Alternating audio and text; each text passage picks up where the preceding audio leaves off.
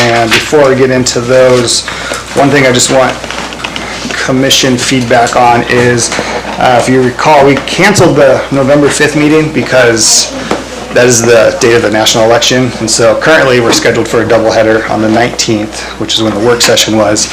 However, we have no official business scheduled for the meeting, and the deadline is already passed for any information. So the only official business would be approving the minutes from the last meeting, which we're fine pushing back another 2 weeks to the December meeting if the commission was open to just utilizing that whole time as a full work session to continue the housing conversation topics. And so that was going to be our idea. We wanted to get your thoughts on. Yeah, sounds good. I'm good with that. Could you explain about missing a deadline if we wanted to add topics? Yeah, it's primarily for applicants. For submitting applications, we have a requirement of 4 weeks prior to the meeting date, so that we have time to review them. And other departments have time to review the applications and then prepare them for the packet, so it's a 4-week deadline. Just hate to waste an opportunity to make a decision on the many things we have up.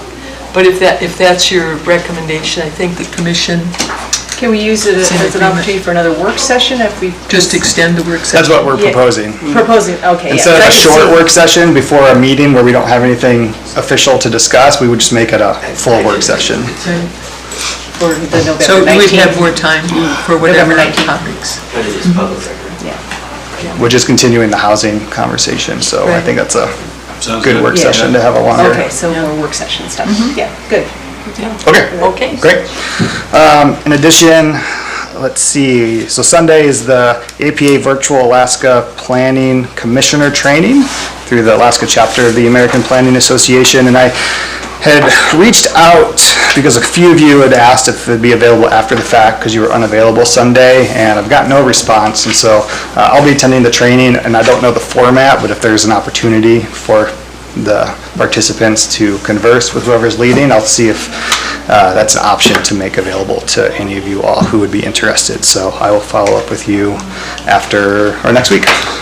What is that again? I'm sorry. That's the training that sent information out through the American Planning Association. They're doing a training for specifically planning and zoning commissioners in the state of Alaska. I don't know much beyond what's in the content of that training, but just it's free and an option for any commissioners to take. So Sunday. this Sunday. This Sunday. What's the email? Okay. Refresh me again what time.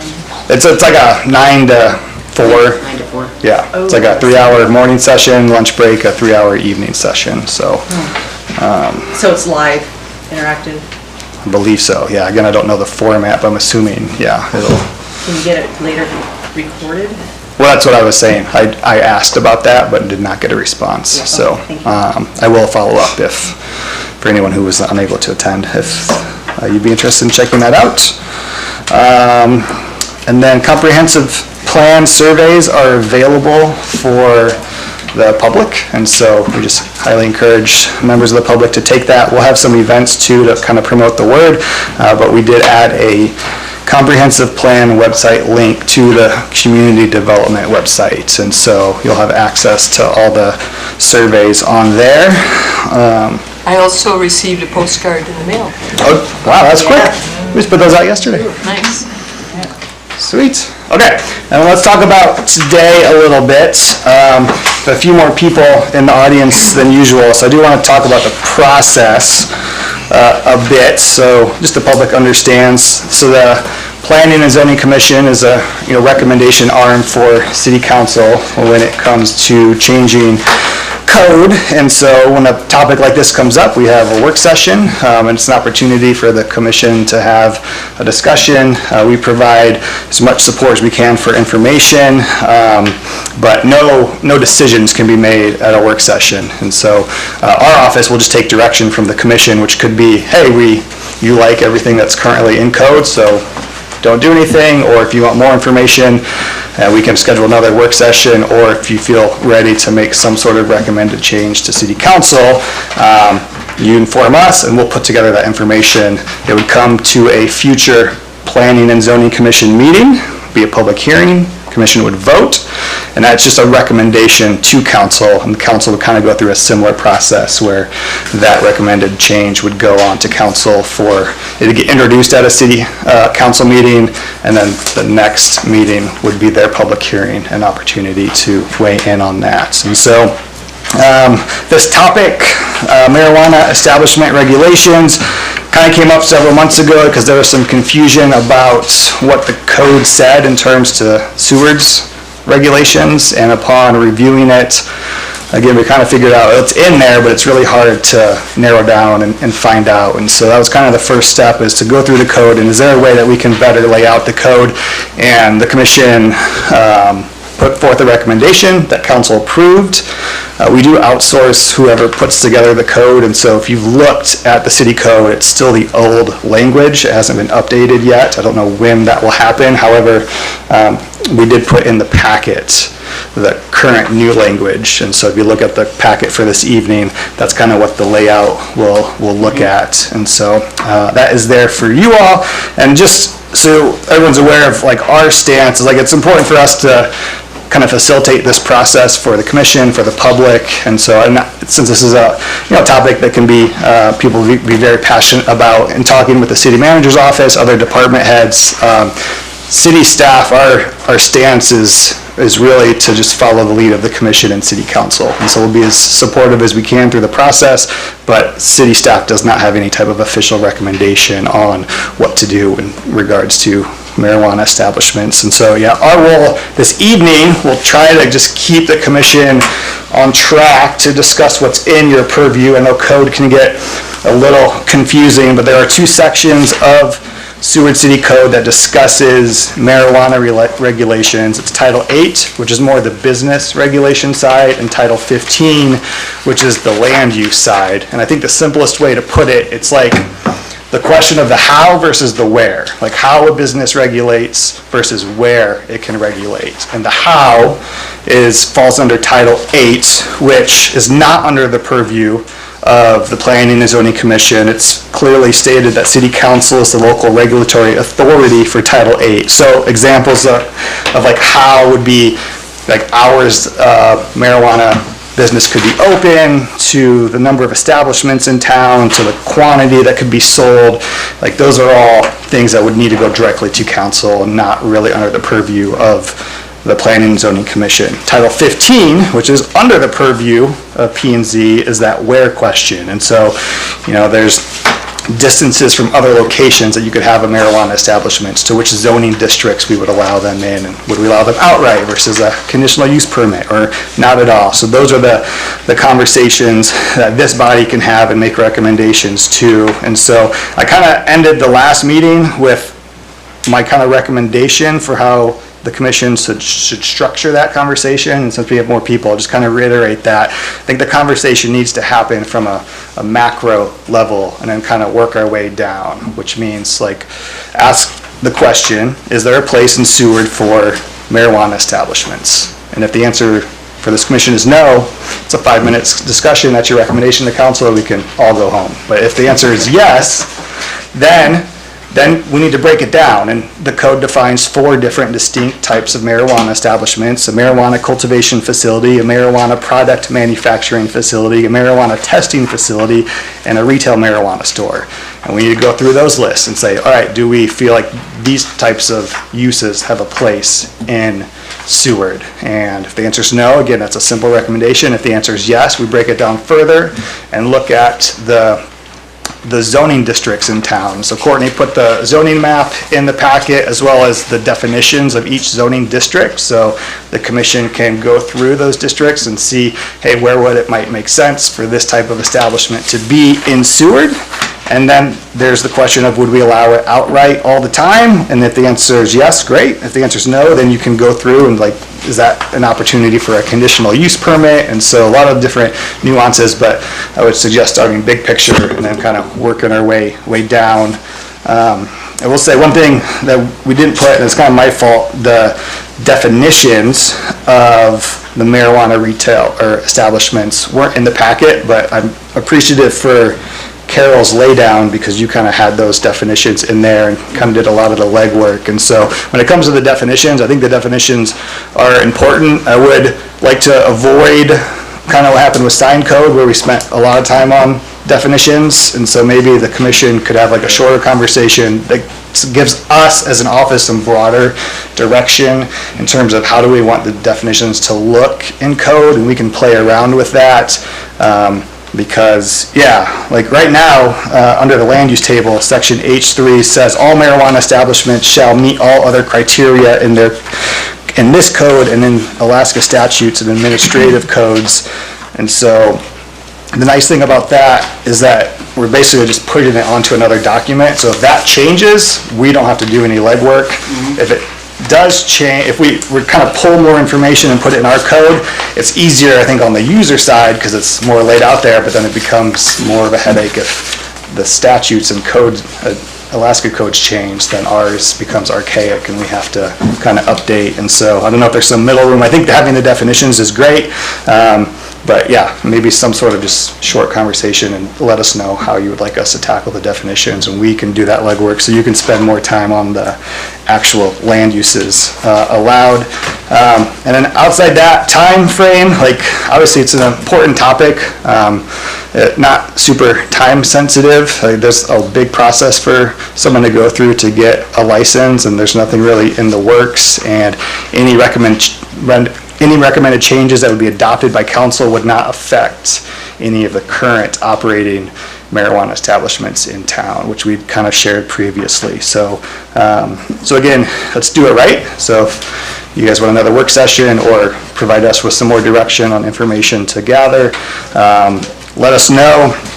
In that vein, I will say that in a recent conversation with the city manager, Kat Sorensen, we haven't had one since I've started, but it sounds like historically there have been from time to time some joint work sessions between P&Z and city council. And with the comprehensive plan, with this important topic and the housing issues that we'll tackle here in the near future, I think the city manager is going to request a joint work session in January so that we can have some broader conversations. It's going to be good to get direction from them, and so we're not wasting time on something that they're not going to approve, and so it's kind of be a good opportunity. So we could start the conversations here and put a pin on it till that potential work session as well, so we don't have to make any kind of big decisions here. And yeah, I just hope we all can have a respectful conversation.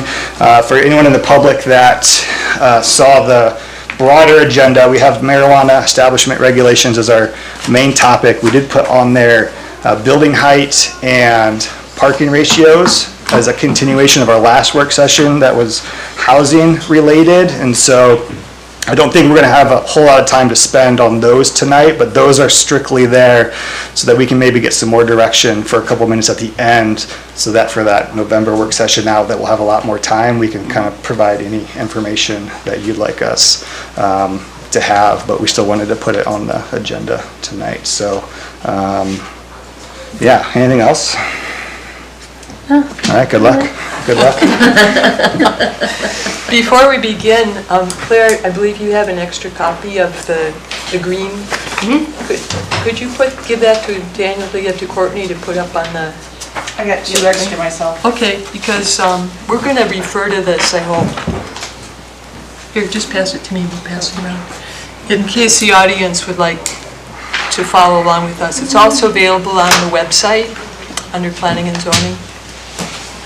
So I do appreciate the advice to start macro, but I also want to make sure that we have our definitions down.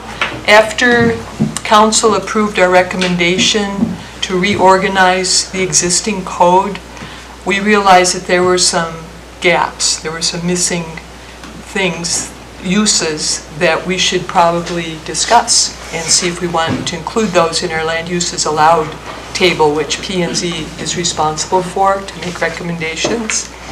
So I will skip those definitions. I don't want to get real detailed as you advise. So if we could just go to page 2. So right now we have a marijuana cultivation facility. and there is a definition for that, which I really like to have the more complete definition, because people don't normally go look on the court website and see what the actual statute is. But it helped me to understand what having a cultivation facility means. And so what I would like to recommend is that we separate the limited marijuana facility from the standard marijuana cultivation facility. So that they both can do the same thing, but the limited marijuana facility must have fewer than 500 square feet under cultivation. So that's a land use, and that's something to think about. And then we have the marijuana product manufacturing facility. We have a marijuana testing facility. We have a marijuana retail sales establishment. And it could have an accessory drive-through as another use that could be separated out on the land use table. There's a marijuana product manufacturing hazardous materials that's not in our code. And there's a marijuana product manufacturing light use. So that those two things could be added.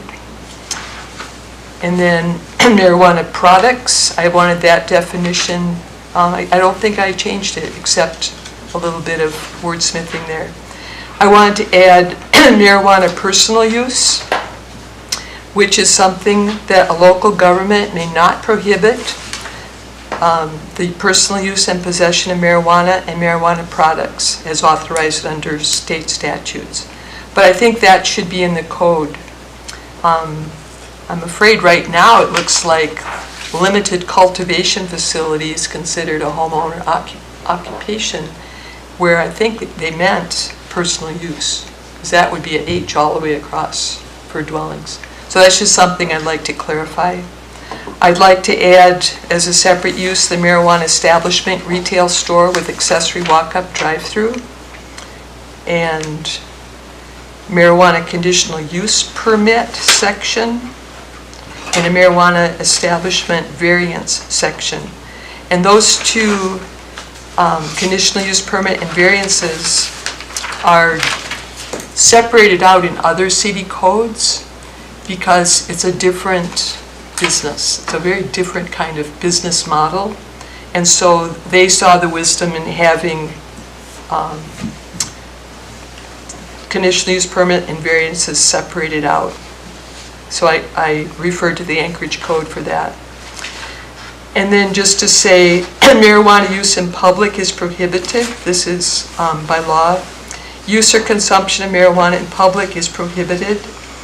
This section is not intended to restrict the owner of any property from further restricting the marijuana use. In public means in or upon any city-owned property, as well as any place that members of the public are able to congregate, regardless of whether the property is privately or publicly owned.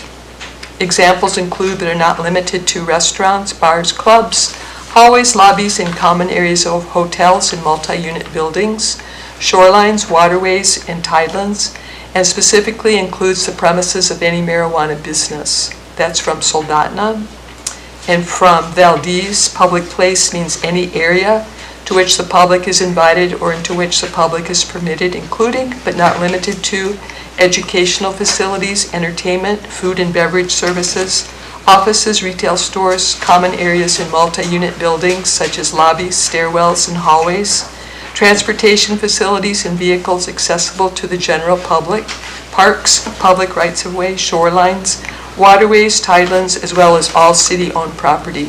And I actually like the Valdez version better. But that, I think, will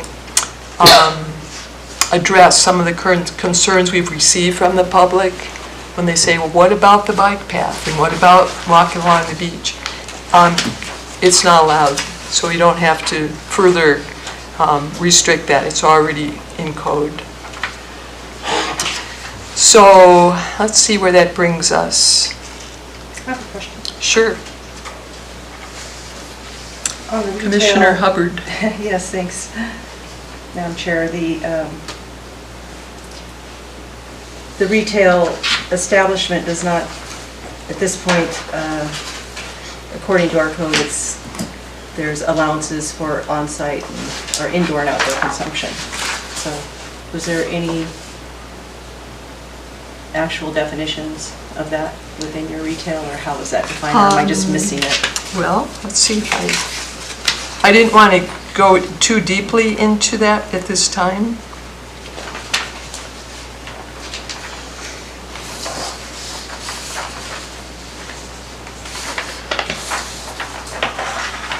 Should be under a retail store, right? Right. So it's under So page 2. on page 3, number 58, that's where I separated out the retail business with an accessory walk-up drive-through definition. And then I had a link to the case text that governs that. So if we accept this definition, then it won't include on-site consumption? We would be adding a definition under the definitions, adding a new definition for 58, or whatever the number turns out to be. Okay. So it would define marijuana establishment. So by doing that, we would separate it out, so it would be in our table separately. And I thought you had to have I didn't think drive-throughs was allowed, or it had to have a conditional use permit already. But that's not in the definition. And that is correct. So in the land uses allowed table currently, we do have a land use designation of just drive-through, and that does require a CUP in auto commercial. So this would be, this recommendation by the chair is specifying that drive-through window as something for marijuana establishments. But we do have, in general, drive-throughs in our land uses table right now. So in our table, marijuana establishment, so that would be part of that, and not just with drive-through for gelato or something. It'd be a separate land use specifically for marijuana retail stores. But to your question about defining on-site consumption, that's where I mentioned what was nice about what's worded in code currently, that H3 under the land use allowed, saying again, all marijuana establishments shall meet all other criteria in this code and in the Alaska statutes and administrative codes. Like there's extensive information about on-site consumption in the code. So it's like, that's just a big document. It'd be a lot of information to pull and put in our code. And so for that, it might be worth keeping that part, but it is defined. Our code is just saying, we're just referring to the Alaska administrative codes. Yeah, it is informative to read what that actually means, but I do agree it's a lot to put in the code. And it seems to take forever to update that Unicode thing. So let's keep going on page 4.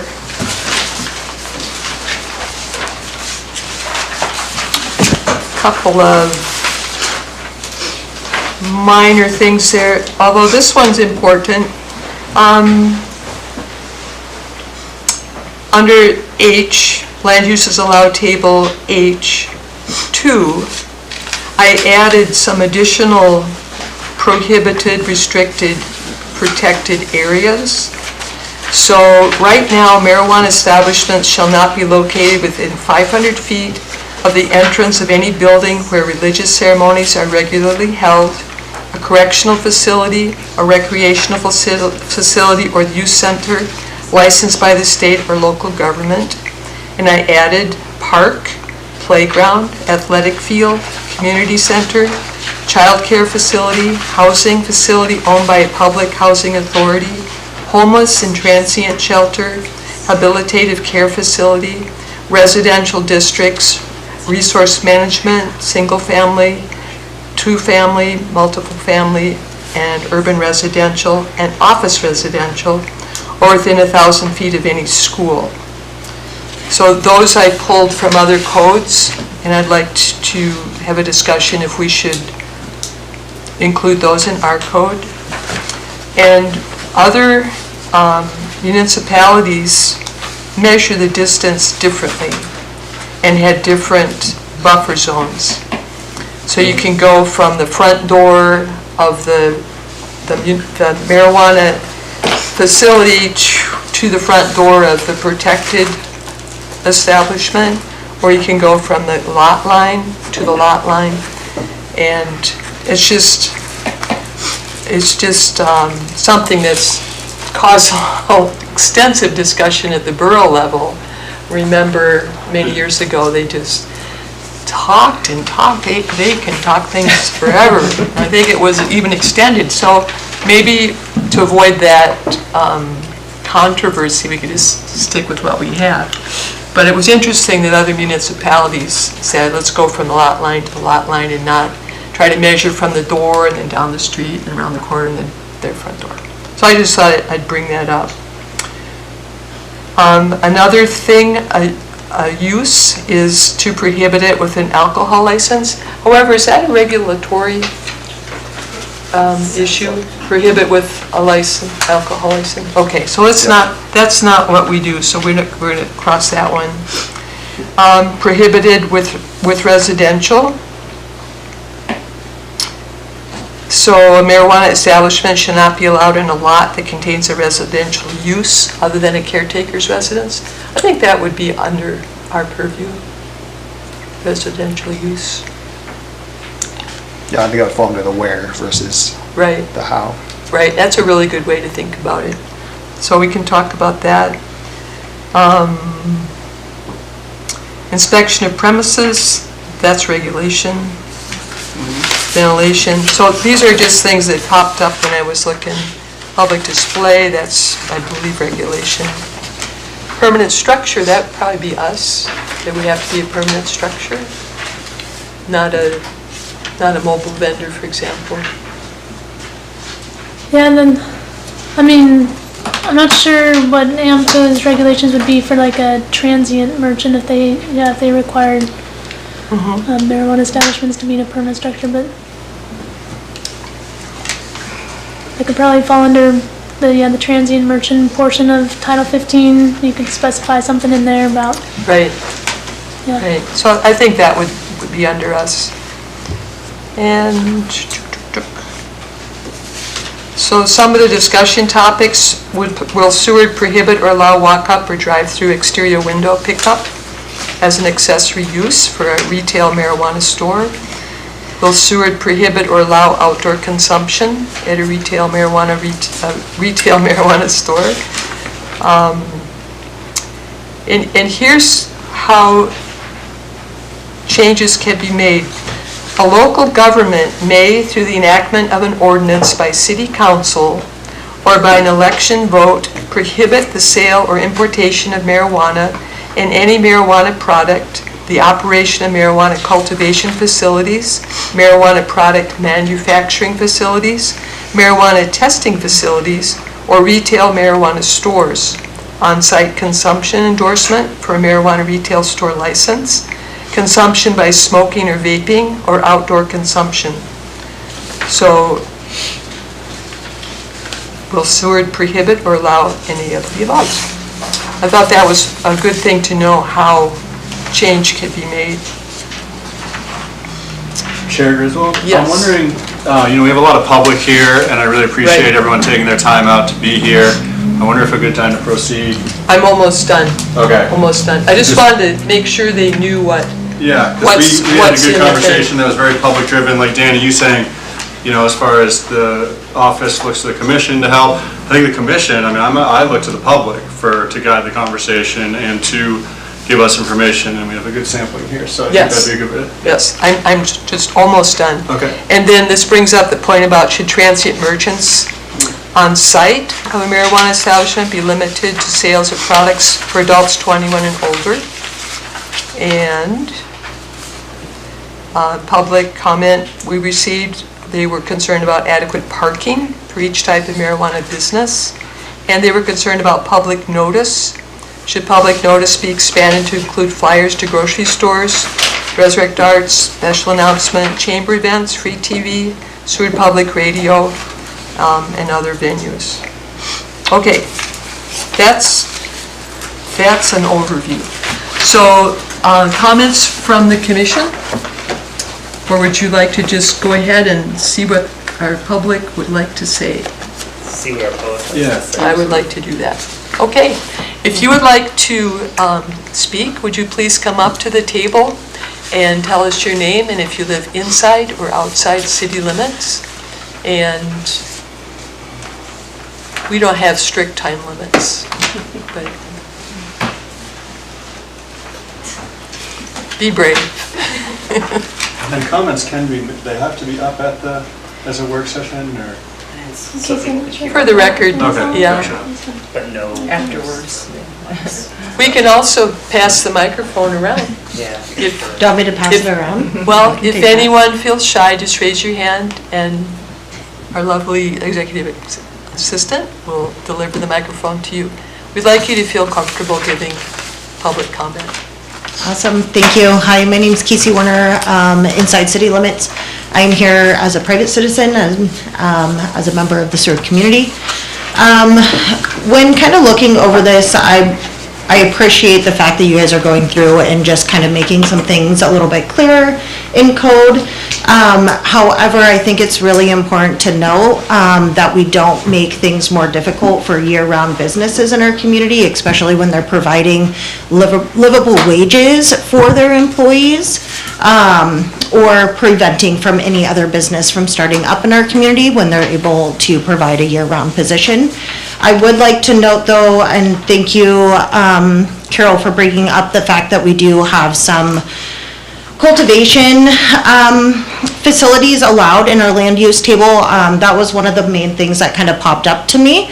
I would like to kind of look at why we allow that when a lot of other communities do not allow marijuana establishments in their residential zones. And I appreciate you mentioning that maybe that was an intent for those that are having personal possession, which is legal and allowed. But when it comes down to an actual cultivation facility in a business, I think that should be looked at and maybe mirrored at what some of our other communities are doing. As for a lot of the other items that were kind of mentioned in this lay down, I think when we're looking at how marijuana is being sold and ran as a business in our community, it needs to just kind of mirror what the state is saying, and it also needs to mirror what we allow our alcohol establishments to do as well. The parking one was kind of interesting to me. I would love to know more thoughts on what that is. Because for me, as a resident, I have not seen parking being an issue any more than we see parking being an issue at the Ale House or at the Yukon or any of our other alcohol establishments. Yeah, so I think that we just need to be really mindful about the way that this is being brought up and discussed, and any recommendations that planning and zoning may put forward, and make sure that we're not hindering the operation of any businesses that are offering year-round livable wages or the potential for a business to open. Thank you. Thank you. Would anyone else like to comment?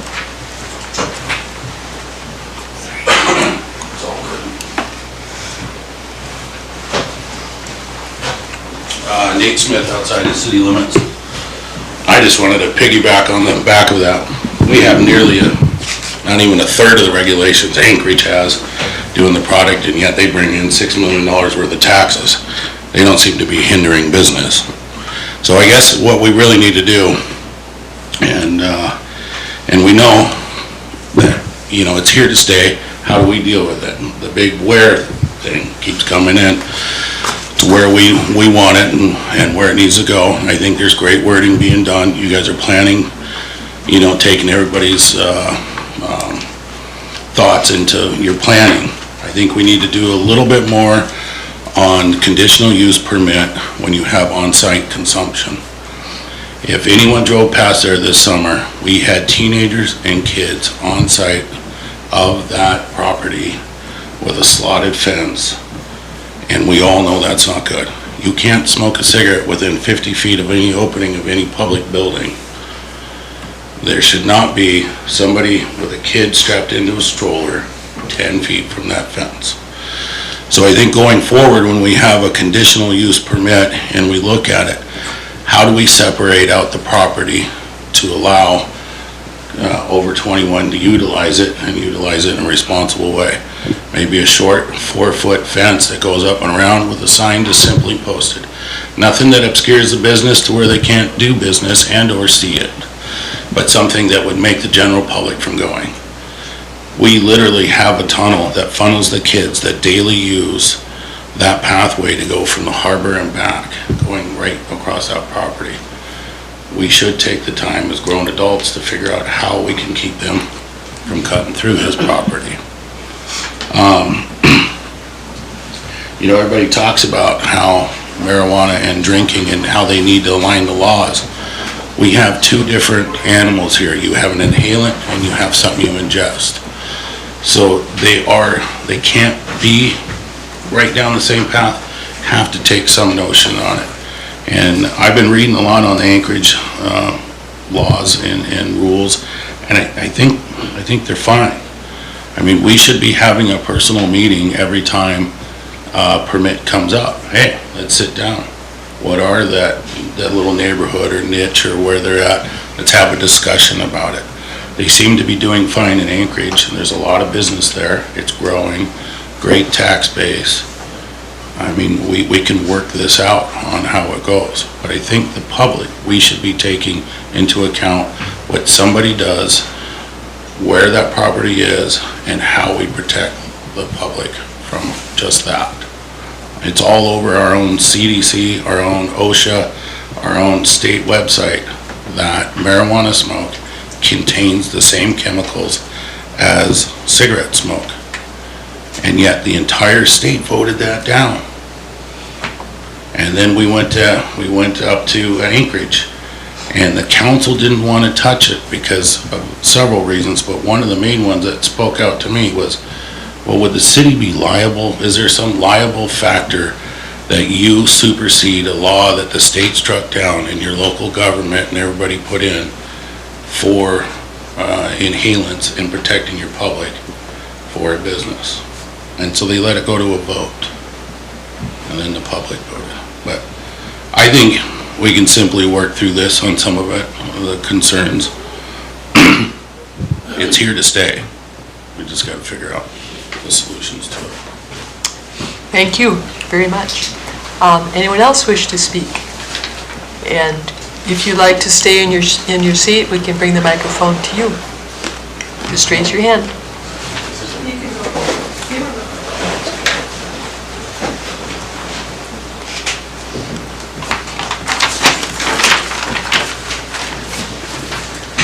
Hi, my name is Katie Cornwell. I'm the Executive Director of the Suicide Prevention Coalition. We work very specifically with reducing underage drinking and drug use in our community, as well as adverse childhood experiences and really at-risk behavior. So I wanted to come and speak to a couple things, specifically the residential use. I think that, Carol, you're right, when that was intended, I was part of the statewide legislation that was put into place and development of it. And the residential piece of it was really just for personal use, to be able to cultivate on your own property for your own personal use. It wasn't intended, however you want to interpret it, as like to be able to run a business out of it. I will say that the state does have some really stringent parts of the application, which are really amazing. So it really does put in a lot of checks and balances with somebody who's trying to go through the process of starting up a marijuana business. And so I would encourage familiarizing yourselves with that as you write code, just because there are some really good things that are already in place. Okay, perfect. But when it comes to, so residential specific, because we have kids, and what are we representing to our children, and what do they see? And the more we normalize marijuana in our community, the more that's an increased risk behavior for them. So they're much more likely to use it. What we've seen with the introduction or legalization of cannabis is an increase in youth use rates in our community. Youth are now using cannabis more than alcohol. Our kind of youth alcohol rates right now are about 23% of youth use alcohol. For cannabis, that's 32% of a daily use rate. The 23% for alcohol is a 30-day use. 32% is a daily cannabis use rate. And what we're finding with the youth is that if they have tried cannabis, they're then also using it on a regular basis. There's not a lot of drop off from trying it to using it on a regular basis like we see in alcohol. So like 50% of our kids report that they've used alcohol. They've tried it. 36 have used it in the past 12 months. 23% have used it in the past 30 days. So you see this like steady drop off. Cannabis, 37% have tried it, 34% have used it in the past 12 months, 34% have used it in the past 30 days, 32% use it daily. Okay, that's like, we're trying it, and now it's a part of who we are and our use. And so this is information as a community that we should be knowing and understanding. One, most of our kids don't use cannabis. We'd like to keep it that way. And two, we shouldn't be increasing opportunities where it could normalize use and then increase the actual rate of it, right? Parts of the things that happened, and I know that I saw some of this in legislation, I would just like to ensure, or the regulations, that it stays there, is the like not having signage, like what he said with the parking, kids not being able to just walk through a parking lot of an establishment, really kind of keeping that stuff restricted to access.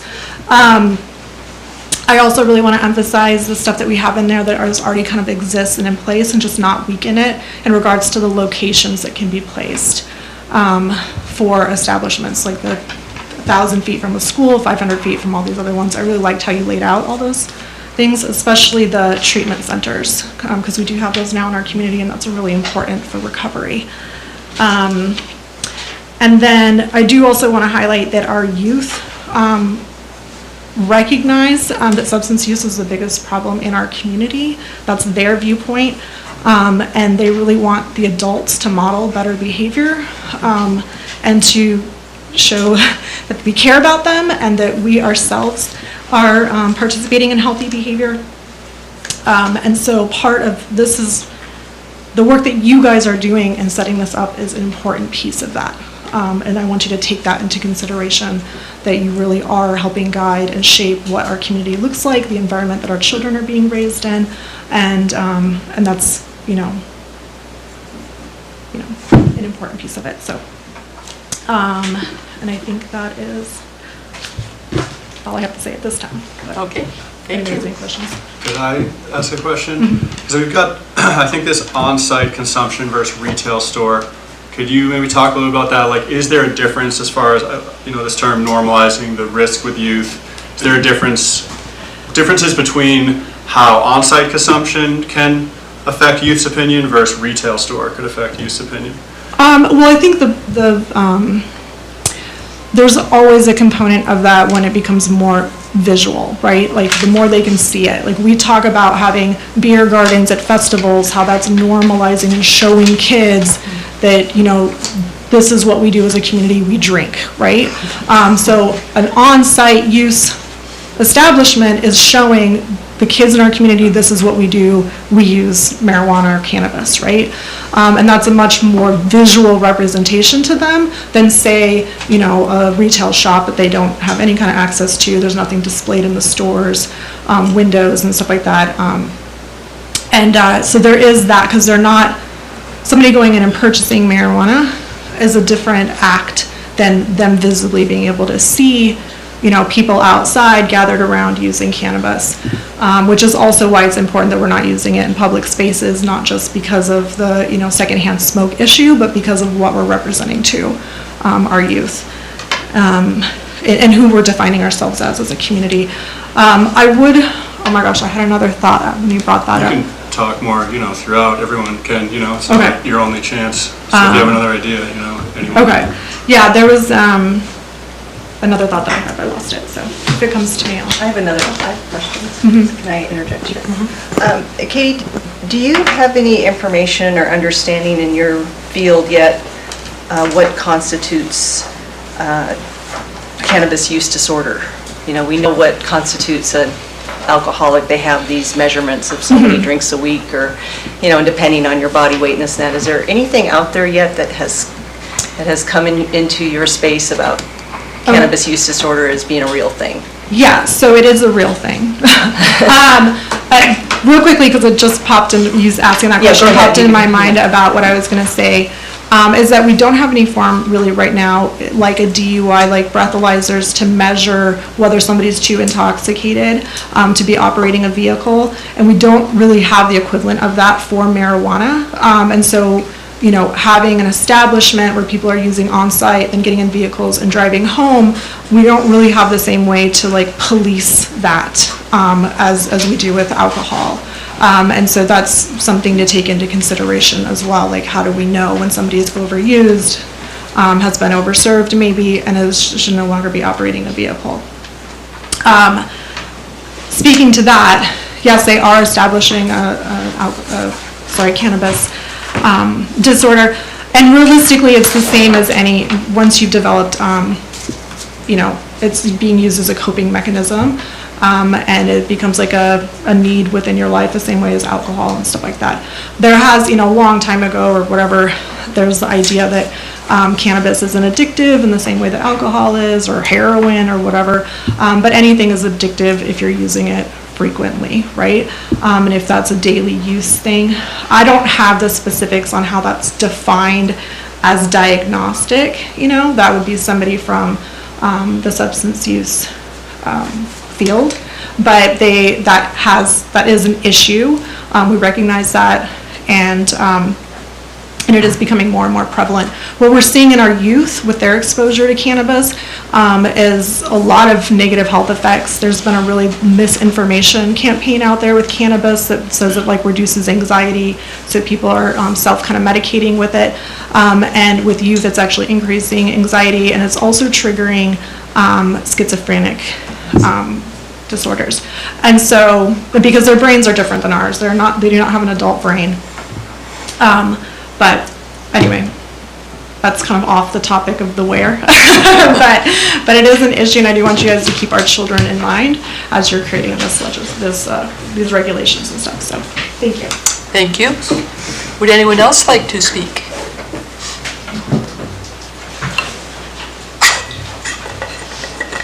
Am I allowed to ask questions? Yeah, work session, right? It's a work session. Yeah. How are you guys? We can try. Questions are good. What's your name, please? My name is Elle Zernia. I live outside of city limits, and I guess have a couple of questions. My first question is anything that is planned for the future going to affect any of the existing shops that are already in town? I mean, I know I had heard as we were walking in the door, he was very vocal about how there's a grandfather clause, and I know I'd like someone to speak to what's going to never be able to be changed. Yeah, so anything that is changed in code follows what is called a non-conforming use regulation in code. So for example, when we updated the short-term rental regulations, any short-term rentals that were now operating in a zone that prohibited whole house short-term rentals were considered non-conforming. And in the portion in code that regulates non-conforming uses states that a non-conforming use can continue to operate per previous code regulations. However, if that non-conforming use ceases to operate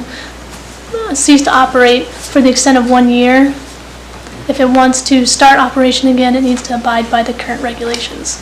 And would that business be allowed to be sold? Right, yeah, so if... like, would they are grandfathered in, but would they be able to sell it on to somebody else and they would be grandfathered in? They would, yeah, okay. So the only limiting criteria in the non-conforming use regulation and code is that 1 year.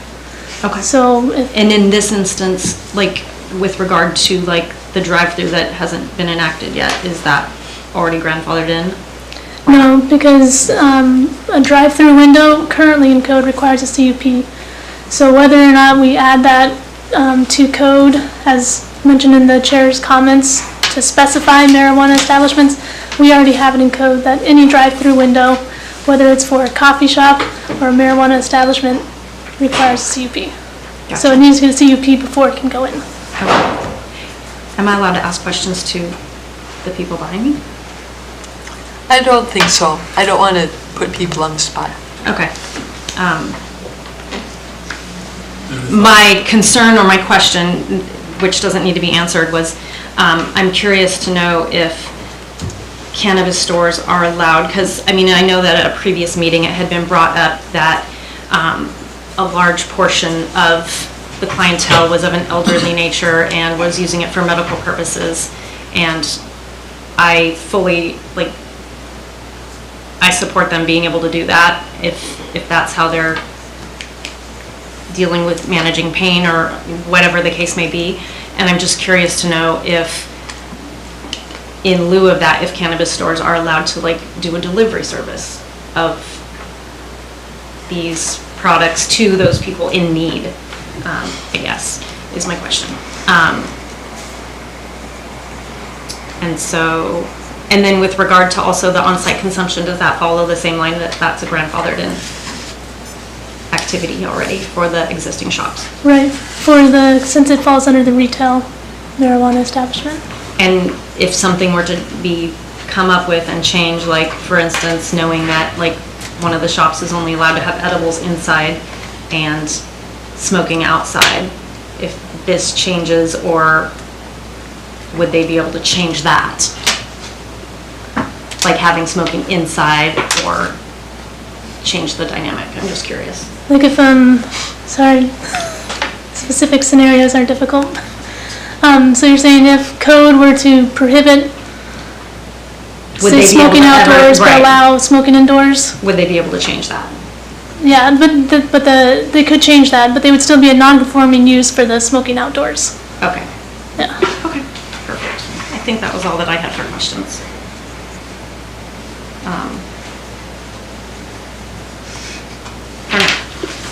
Okay, thank you. Go ahead. I'll just speak from here if you can hear me. So it's a non-conforming use for outdoor smoking.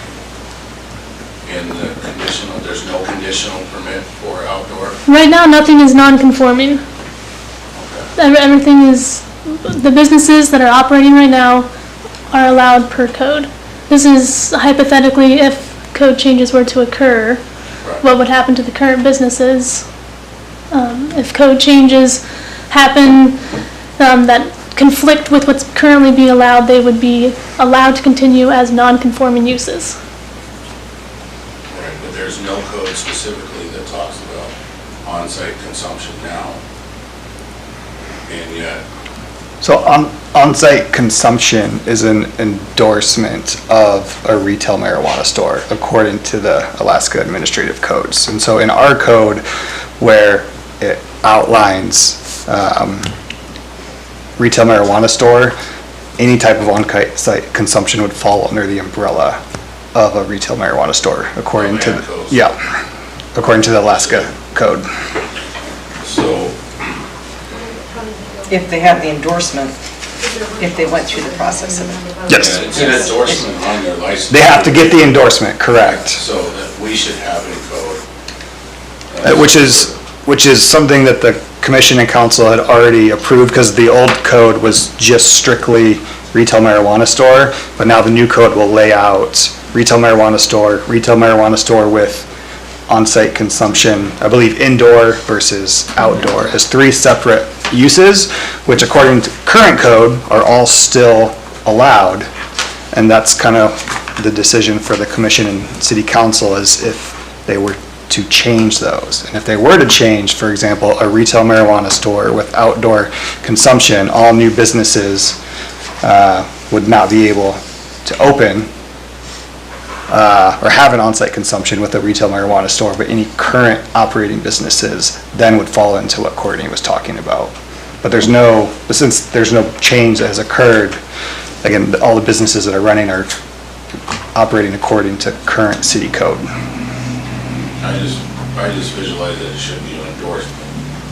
It should be in your hands of the where it, once again, where we're at. Is that an endorsement that should be approved by your guys' panel? And I believe... Not just strictly put in, AMCO, I mean, to put it in for people to be able to do it, and it's broad, so that way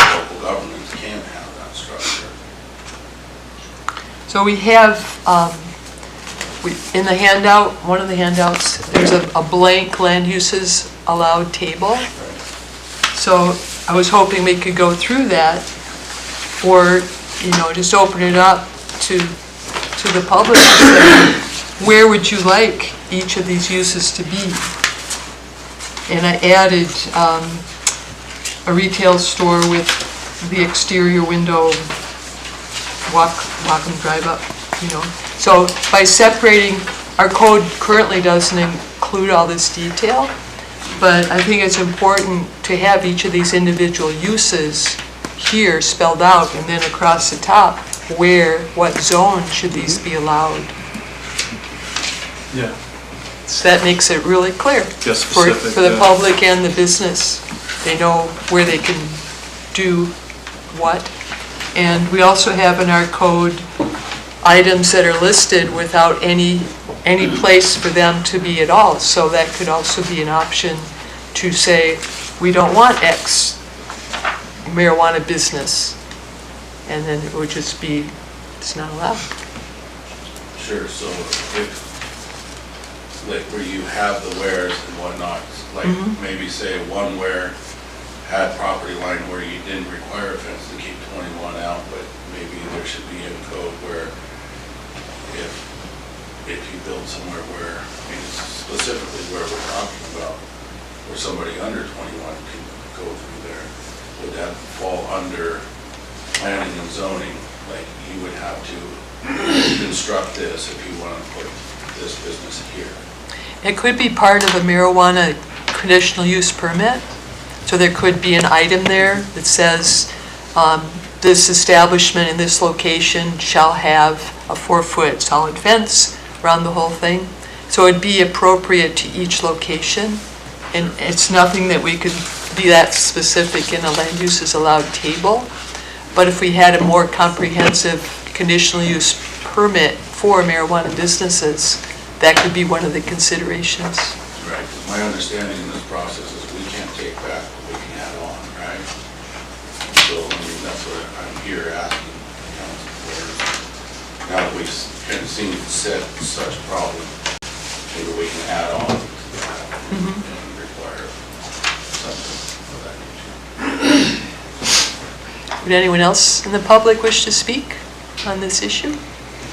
Or have the microphone delivered to your chair?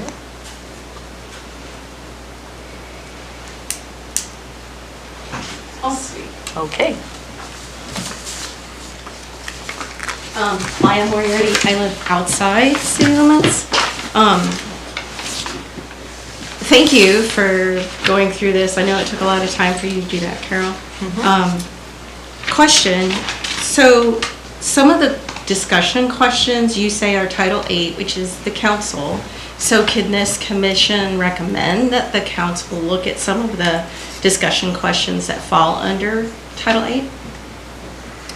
Well, one of the things I noticed, and I put it in the green line, that Seward City Code Title VIII, Business Regulations and Licensing duplicates Title 15 regarding marijuana establishments definitions and compliance with state laws and regulations. So I believe any changes in Title 15 should be mirrored in Title 8 and cross-referenced. So that would be a decision of council, but it makes sense to me that if we change anything, like if we add definitions, if they're appropriate to the how, they should be mirrored in Title 8. But we don't have any authority over anything but Title 15 and 16. Right, so my question was, can you make a recommendation? Because there are some questions here that are interesting about the saliva testing or handing out samples. So is that something that your commission or committee can make a recommendation that they look at it? Because someone put the questions on here that I never thought of. Right, and those are my discussion questions because they came up in my research looking at these other codes. And I think Anchorage has the regulation and the land use combined in one giant chapter, which I mean, I don't know how far we want to go digging up our code, but they are entwined like that. Yeah. So, but maybe administration could help us out with what our purview is, authority. I was gonna say, Maya, that Director Munich had mentioned at the beginning that the council may have a joint work session with the commission in January to potentially discuss this topic as well as others. I didn't hear that part. So that could be an opportunity where this gets brought to council's attention. 'Cause even when it comes to Title 15, the commission is still only recommendation arm for council. And so Right. the commission cannot make Right. recommendations about Title 8. Okay. I think some of the problems that happened way back when, before Randy took his application to AMCO, or maybe when he was in the middle of it, was how the city notified the public, which are some things and ideas that Carol has put on here, because the public didn't really know what was going on. The process did not include a work session like some of the other municipalities do. And I think Katie also mentioned that, and Carol, that some of them are just more stringent about an applicant being approved, which was a little kind of taken out of context. If you listen to the AMCO hearing about his application, you know, did the city approve? And the answer was yes. Well, what's the context? Did the city support it, or did they approve it? Or is it just a rubber stamp that, yes, you met the police department, yes, you met the accounting department policies? So, you know, that's kind of random, like, does that mean support? And was there notice? Well, yeah, there was notice outside the city council chambers, and then there was notice on the city bulletin board. So this, we all say it, this place is a black hole for information. So the more information you can get out there, the better. And it would be nice if the city figured out a way, not just this committee, but every committee, every council, how to get the information out, whether it's more bulletin boards that are specifically for the public, like at the places where the public frequent. And then even tonight, you know, some people didn't realize that to go into this work session's information, that some of those hyperlinks provided some of the handouts. So they only knew that the work session was tonight. They didn't know about how to go about finding the handouts. So I think that if you do look at some of the more stringent application processes, that would be great. The additional definitions on page 4, or not definitions, but places, part 2, where you add the parks and everything else.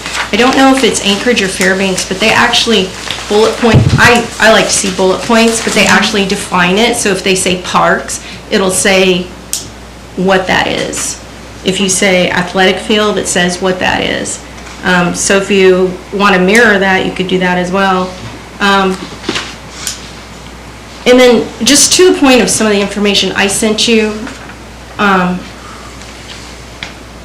I'm not representing any of the organizations that I do sit on, but just for your knowledge, the one that I forgot about was the Sewer Prevention Coalition. So in one of the goals of the 10-year plan, it does include that there would be a 40% decrease in the number of youths who report current tobacco, alcohol, or substance use. So Katie talked about just the whole mirroring. I have trouble. Mirroring. So, and then I told you about in my email the Providence Community Health Needs Assessment findings. Since 2013, since they've been doing the survey, substance abuse has always been one of the top 5, and they just kind of pick, well, which ones are we going to focus on and how can we make a difference? And then you've got the state, who also has their Healthy Alaskans, which has substance abuse as one of their goals to decrease. And then you have the National Healthy People 2030, the same thing. So, I mean, we realize marijuana use is legal, and I'm actually attracted to your murals and everything else. Like, God, he's doing a good job. This looks really nice. But then it's attractive. So if it's attractive to me and I'm, how old, how attractive could it be to someone who's younger? So I think that the fencing is a nice thing. And then I don't know what you're trying to limit when it comes to other vendors, whether that be like the soup truck that's on there. I mean, I've been to the soup truck. She has really good soup, so I don't know if that's what the intent is, to limit that. I don't know. But it's something to think about too, like should that vendor be inside the fence or outside the fence if that's what you're going to do.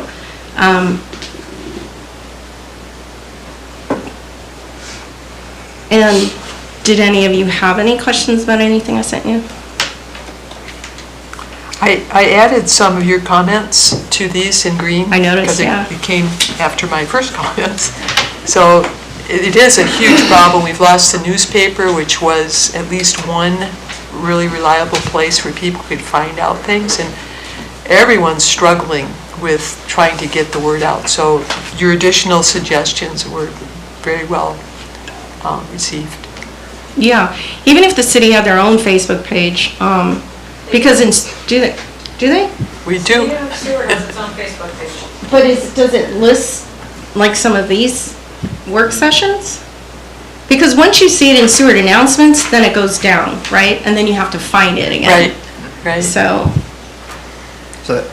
yeah, I can't speak to past communication. I know just from a personal resident here, I've always, when I first moved here, would find out about events. So I was like, oh, that's a really cool event, but it was a week ago. And so I think, yeah, communication has been an issue in this town. And so I know with the new city manager, she puts out a city newsletter before every city council meeting that has a lot of good information, and we do post information to, well, we have a person that we send out blurbs to that'll send out information on the Facebook page of the group. And so, yeah, without the newspaper, it is a little difficult because we do spend a lot of time trying to get the word out, but we'll often hear that critique that I didn't know about this or hear about it. So I'm open to suggestions. My background's education, and so it's a big part. Like, I want to educate the public about these topics because I like it when we have these seats filled. We've had several meetings where there's no one here, and so I think, like Commissioner Ullman said, like, this commission's better served with feedback from the public directing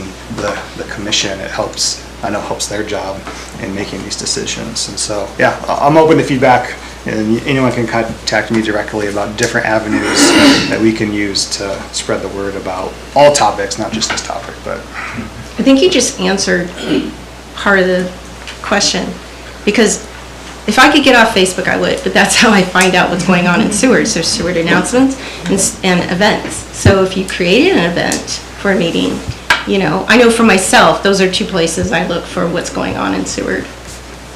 You can get on the email list too. The city sends out an email. I'm on that.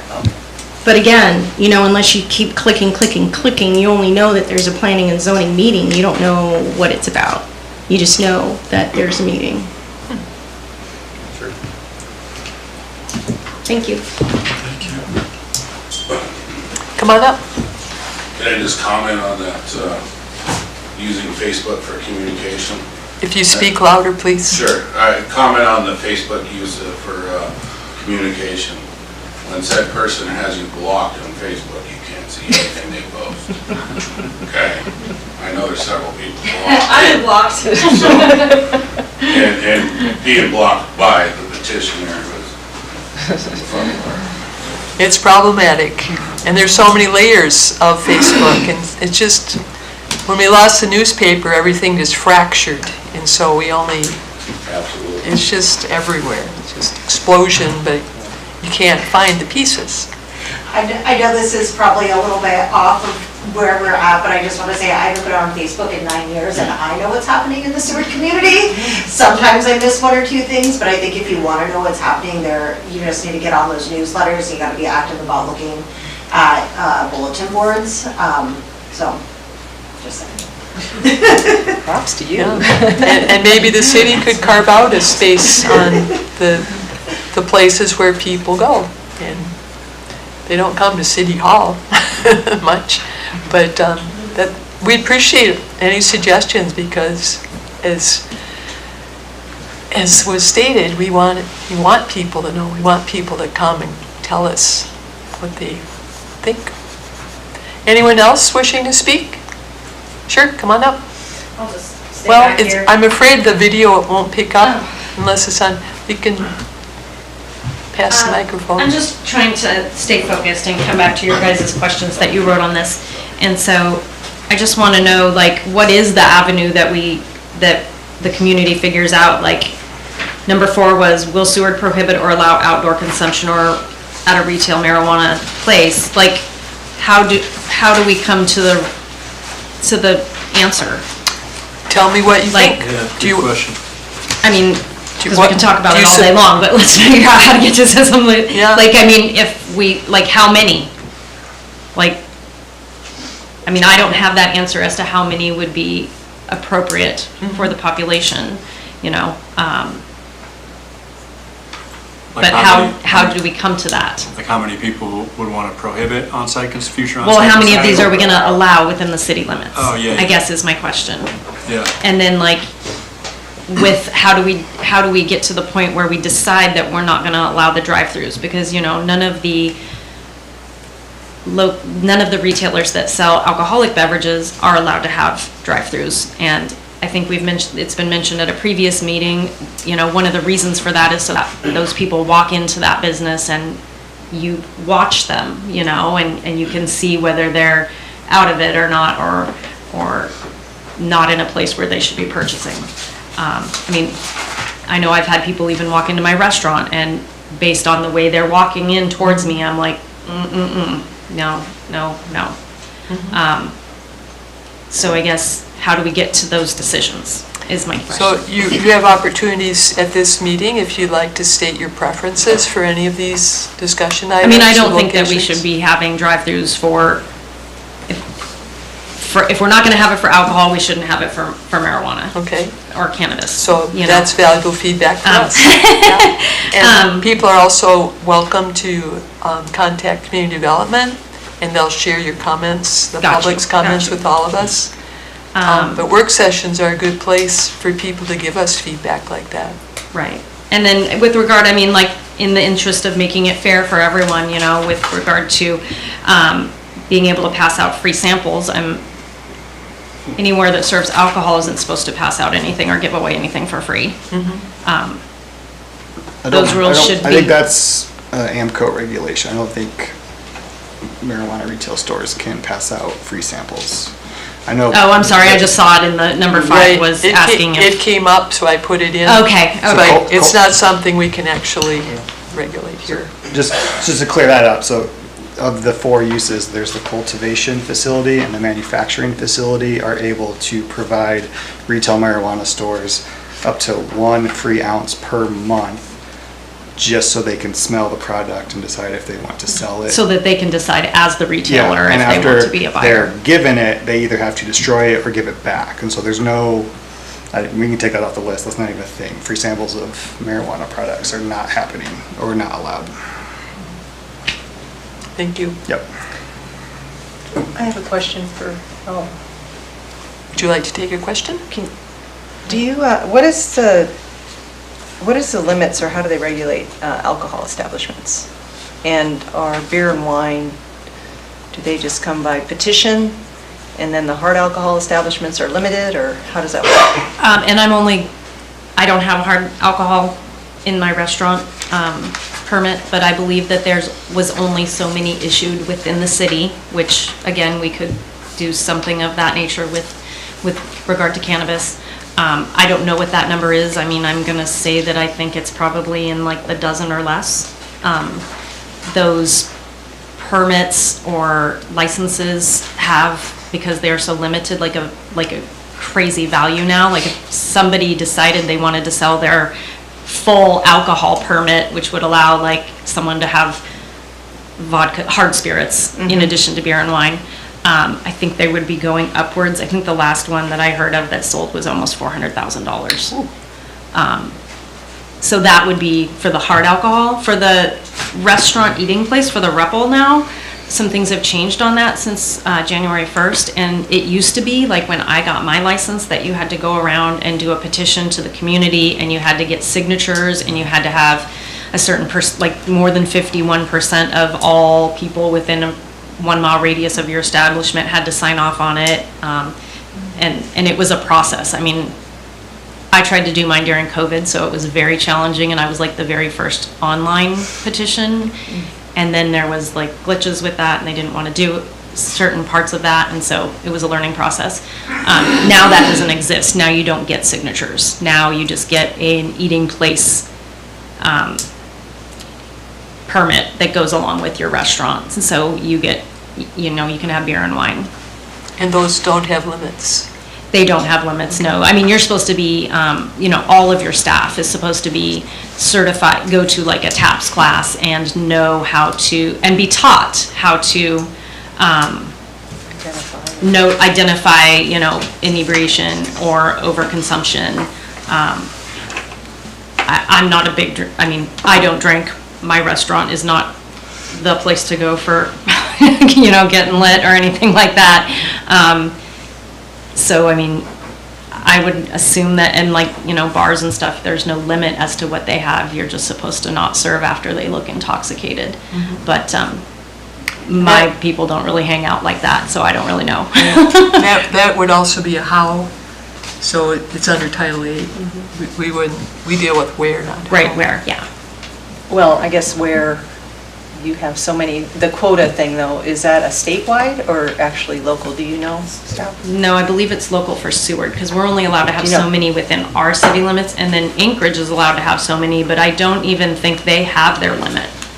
Like, it's much easier to get a full alcohol license in Anchorage, and unless they just recently have gotten to the point where they can't. I mean, there are limits on all the different communities. I think Seward's over the limit. I think it's just another grandfather in kind of thing that happened here, and that's why they're so valuable. I think part of it too is from a bar standpoint is what we have is, I think the last time I looked at it at the AMCO place back then was about, you know, for every 2,000 residents you can have like one liquor license that's authorized, but since we have everything here is grandfathered, everything's territorial bar liquor licenses that we have here for the full liquor licenses. You can do that. Hotels can get a liquor license because it's a hotel. If you have over 16 rooms, you can do that. Different places can have different things based on what their criteria is. So if we have to, you know, look at I don't think it'd be quite the same thing. You're not going to sell, you know, weed out of a hotel or something, but if you have your own license or something like this, I would imagine you can mirror that, but that would limit Seward to like one store. So it might be something we'd have to really sort of look at. Yeah. Right. Thank you. Yeah, I think so. Thank you. So it seems like drive-through and on-site consumption are kind of big topics. And just to go through the process again with drive-through, that would be a CUP application that would come before us to vote on. So everyone knows that's the process there as far as how a drive-through of anything would happen in Seward. Fences would be the same thing. If we have to put something around a facility, everything is governed by the CUP. If you can't write everything into code completely, so that is why the board, you know, the commission looks at it. It's like, you know, so like landscaping, when we ask people to landscape stuff, we want these things, and you have to put it in there for the CUP for people to be in compliance. And so that'd be the kind of thing, because you can't second guess and put everything in code. That's why you have a board. And then for on-site consumption, I mean, I thought last work session we had regarding marijuana, I learned that Anchorage does not allow on-site consumption. I think had a vote and voted down. Many other Alaska communities either voted or just wrote code to not allow it.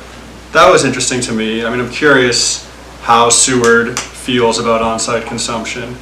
But I'm wondering, public here, like, are there other main topics we're talking about here, like the land use table with retail store? Do people have concerns about that, or do we want to kind of, yeah, Maya? Well, I don't know, was this a how or the tax? That's not. Oh, That's yeah. you guys. Tax would not be. Yeah, that's not. Yeah, That's Oh. not. Well, what I liked about it in my comment was that could help with the equipment that's needed for testing and education. Education is a really good topic too, yeah. But that's not a where. Right. Could I, Yeah. since I now learned that we could just make recommendations, I would like to recommend, if it is possible, to change, I don't know why we have a distinction of like 500 feet from these establishments, these locations, and 1,000 feet from schools. Like, if we recognize that nothing should be operating within 1,000 feet of the schools because that's where our children are, we shouldn't be allowing less distance between other locations that our children are at in public spaces. Like, it should just be a blanketed 1,000 feet from any of these listed locations where obviously children, especially childcare, that kind of stuff, and not, as two separate things. I don't know why we would view it in one way specifically just towards our schools and not to the rest of the areas that our children are in. It should just be one, so. And then my other recommendation would be that it's not allowable in residential areas except for personal use. So that 1,000-foot seemed to be very consistent with schools, but the 500 feet was 200 feet for some things and 500. So I too wondered, how do they decide? What's the underlying principle here of why you would let it be closer in parks or whatever, and not school? So that's a good point. We should talk about that. Go ahead. If you go through Eagle Rivers and Chugach's, reason why they chose their footage, it was to position them into a certain area and away from others. And it effectively kept business out for a little while until they figured out where to put them. And so they're a straight 1,000 foot, and that kind of directs them to it. And so I can see where that works in it. It did make it difficult. There looks like there's going to be one that opens up, but it did force their hand to where it could go. I'm not totally against it. He needs competition. There should be competition. But there is a place. It's just like mining. There are places we need to mine. Crystal Bay is probably not one of them, right? So, in the same process, I like what we're going here and being extremely receptive. The one thing on these conditional use permits and what we're doing, I didn't see anywhere in the wording where if that person gets violations, when do we stop issuing these permits for conditional if a person is obtaining violations? I know AMCO holds it different, but that could be, in the fishing industry, you can rack up NIMS tickets that are only civil, but if the state catches you, those can be misdemeanors. So I'm not sure what AMCO would do in certain things, but I think we need to look at maybe on these conditional use permits we have, if you have too many violations, that just stops you dead in your tracks. I have a question about violations. So, I guess my one question is I think there needs to be something in the where, and actually it would transcend and go into the how as well, with regard to how violations are going to be handled, and like when these things are not taking place, how that's going to be dealt with. I'm going to give a specific example that pertains to myself with ventilation. The premise shall be ventilated so that the odor of marijuana cannot be detected by a person with a normal sense of smell at any lot line of the subject property. So if that is happening, what is one to do, and how does that get addressed? And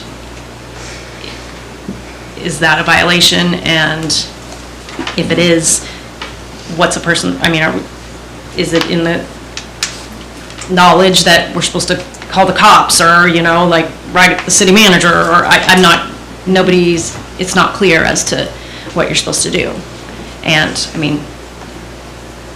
particularly in this specific instance, I've had this happen to me numerous times. But I don't currently haven't. Speak to a little bit of that. Okay. I've been trying to read as much as I could about this. You did. Article 8 of the Alaska statute has this whole section of enforcement and civil penalties, and so I haven't kind of memorized all that, but there is a process here to kind of report that. In terms of I think what you're speaking to, it's interesting because there's two separate conversations in this document about on-site consumption for indoor versus outdoor. And if you have an indoor on-site consumption endorsement, you have to have a ventilation system that prevents any type of odor from getting past your lot line. There's no provision in outdoor consumption for that. And so I think there should be. Dan, could you clarify that was in the definitely state think there should be. statutes? That they didn't have anything addressing nothing for outdoor. outdoor? No, in terms of the odor. Right. Is that possible with outdoor, to prevent the odor from escaping? Unless it's a certain distance away from other businesses, I would say.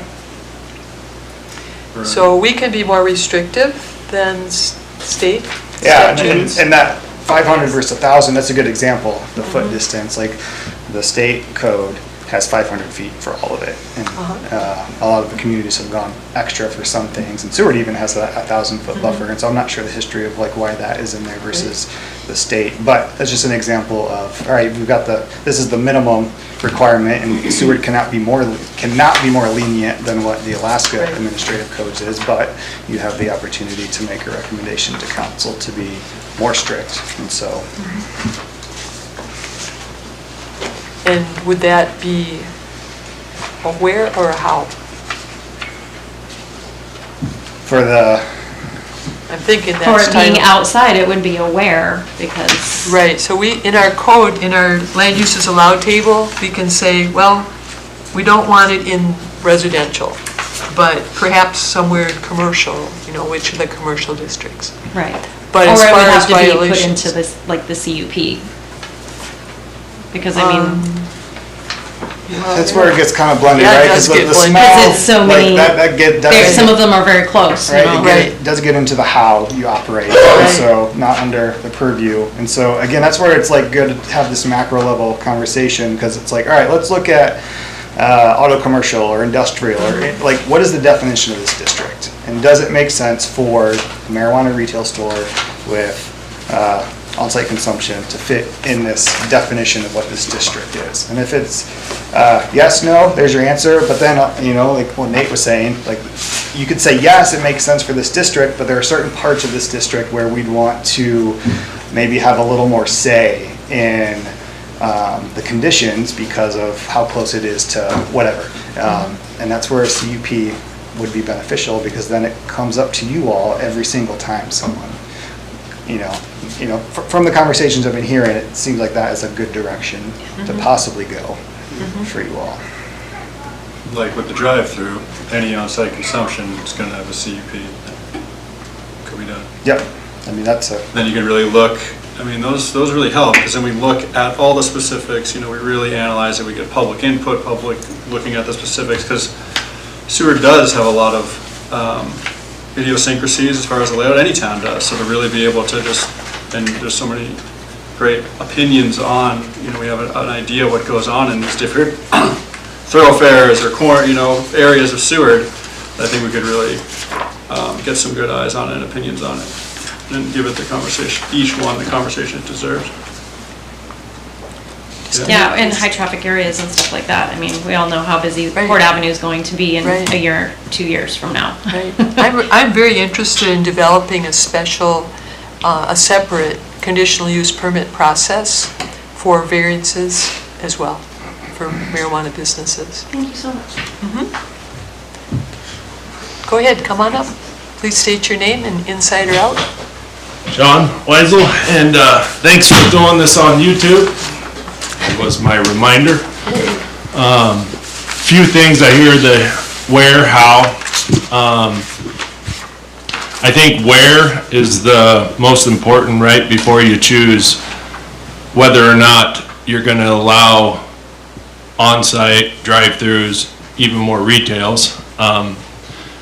Because of course we're all talking about the one that's already existing, but I think taking that out, yeah, sure, they're grandfathered in, but where should that go in Seward? I also think that, it still comes under where the fence is taken down right now.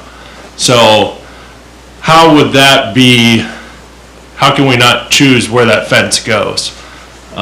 Where on their property, you know?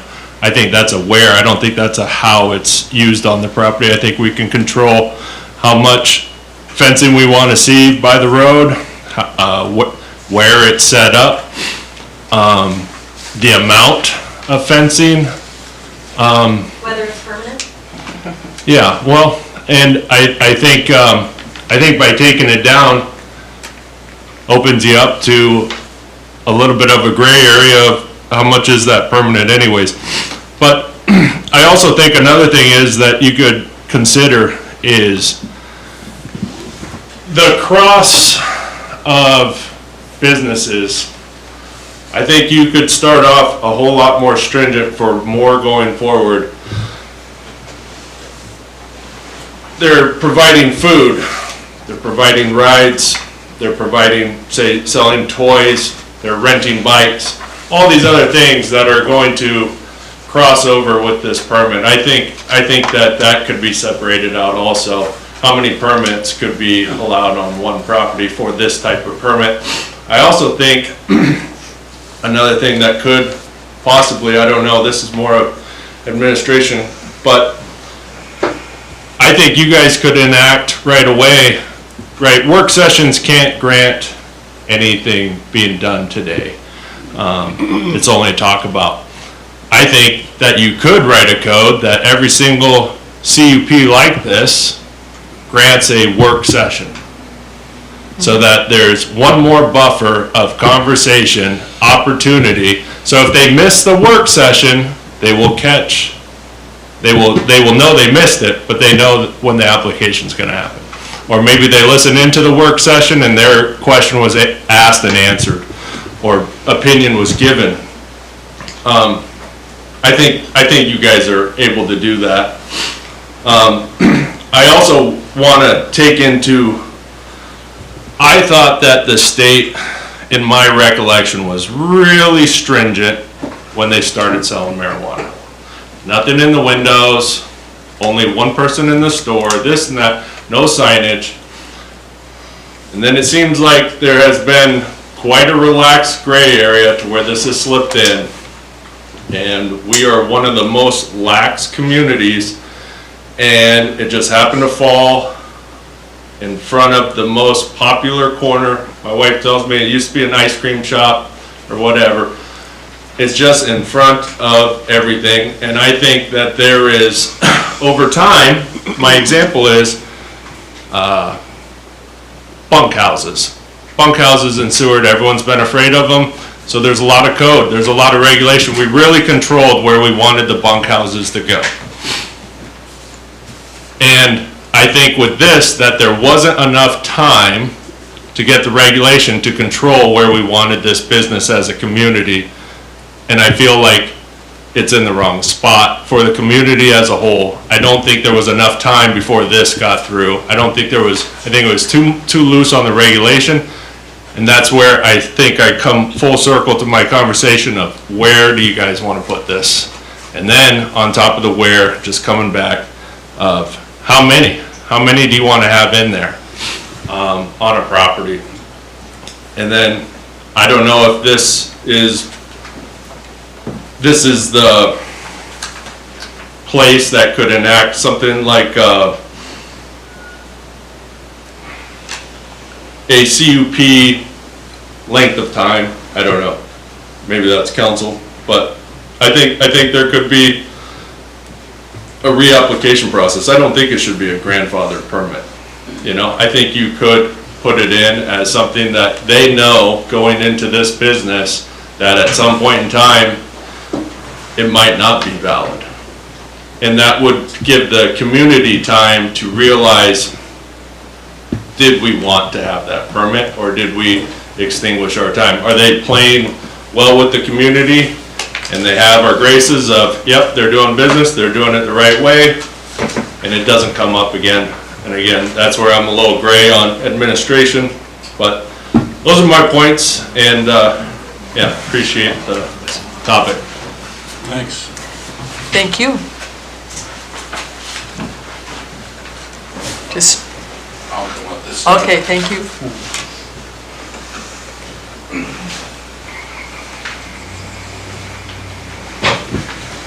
You guys keep talking about the wares and the businesses. So if I were to establish a business and needed the permits to do it, does that, I mean, is there any, what I'm seeing is like, okay, we got a food truck on there. I know it's privately owned land, but my concern was just that. You put a food truck on there and it invites younger people onto that property. How many permits are we gonna allow to do business off that property, and what type of people are being pulled in there? And two, like, you know, we want to invite competition, and so each one should be looked at a little differently. If somebody wanted to do an indoor smoking facility on this block, non-conspicuous, like a cigar lounge, we should look into how we convey, you know, them the ability to do such with an indoor ventilation, not being able to smell it, and come up with how many feet and develop that process as well.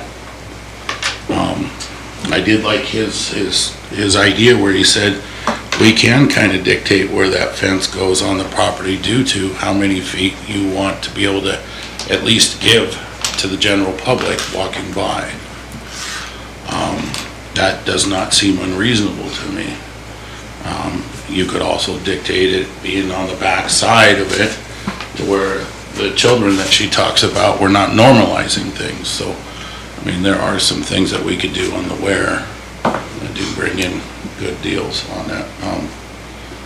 I really appreciate you guys' time, because I feel like a lot of times when we have conversation there, we don't get to go back and forth and come back up, and you leave a meeting and you're going, oh, I should have said this. And so thanks for the time for at least letting me process a little bit. And Dan, you really got your head on there. I applaud you on how you can kind of see the vision, and you can totally tell that you took the time to preemptively know what we were going to come in and say. It's much appreciated. I feel that this process, amongst other ones I sit in, has been really, it's been nice. This is, I think, is how it should go. We should have these conversations. Thank you. Thank you. We appreciate all of the public who has come. Really appreciate it. Would anyone else like to speak before we move on to other topics? Well, just following up there, like as far as like, you know, we have a meeting, it generates ideas, you know, even tomorrow morning I tend to like have ideas, so like we welcome public comments, right? Like sending, you know, there's the pre-meeting, hey, here's my comments, there's post-meeting, right? That's welcome. I just want to clarify, because sometimes, oh, I wish I should have said that. It's like, well, there's always time Right. to give your input, you know.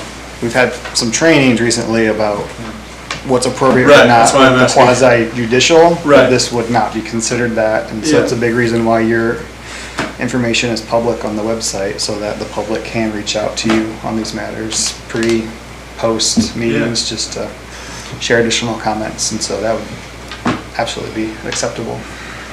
Right.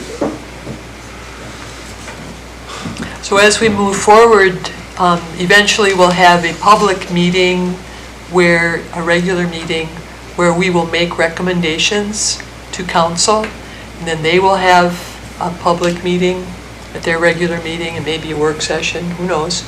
But it's a really important issue, and it's obviously of importance to the community, and your input is really valuable.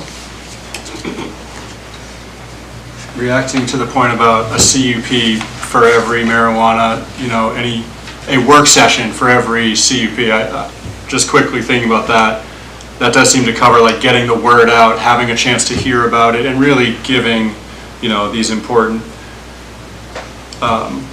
CUPs, topics, new businesses, you know, some time. I do like that as I just hear about it now.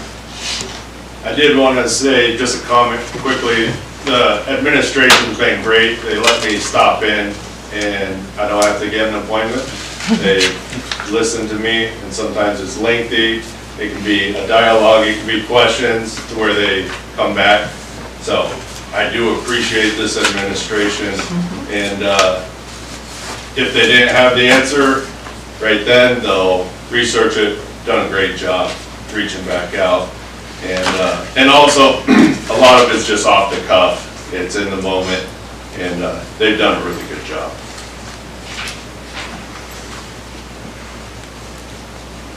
Thank you on their behalf. Commissioners, any other comments? So are we going to make some? We're going to, well, I think we need to wrap this up because we still have 2 more topics to talk about, but it's up to the commission what you would like to do. What would you like to do? I mean, does the public have more comments at this moment, or are we kind of, those last 2 topics are kind of like, talk about at the end, direction, we have more. Yeah, I think you should spend We can stay here if we need. the meat of the time on this topic, so. Right. So we could follow up with staff or amongst ourselves, Or we to a point. can do it now. What would the commission like to do? Well, we want to have another well, we're not done with this one, but do we feel that 1 is enough on this, or do we want to do a second one first off? Well, I would kind of like to go through this table and see I think it's going to the table. see what people think about where these listed uses, marijuana business uses, should occur. Well, I was wondering versus going through the table that we go through some of the issues that we're addressing and are we going to accept them or not? And then, I mean, it would fall into the table as well, but there's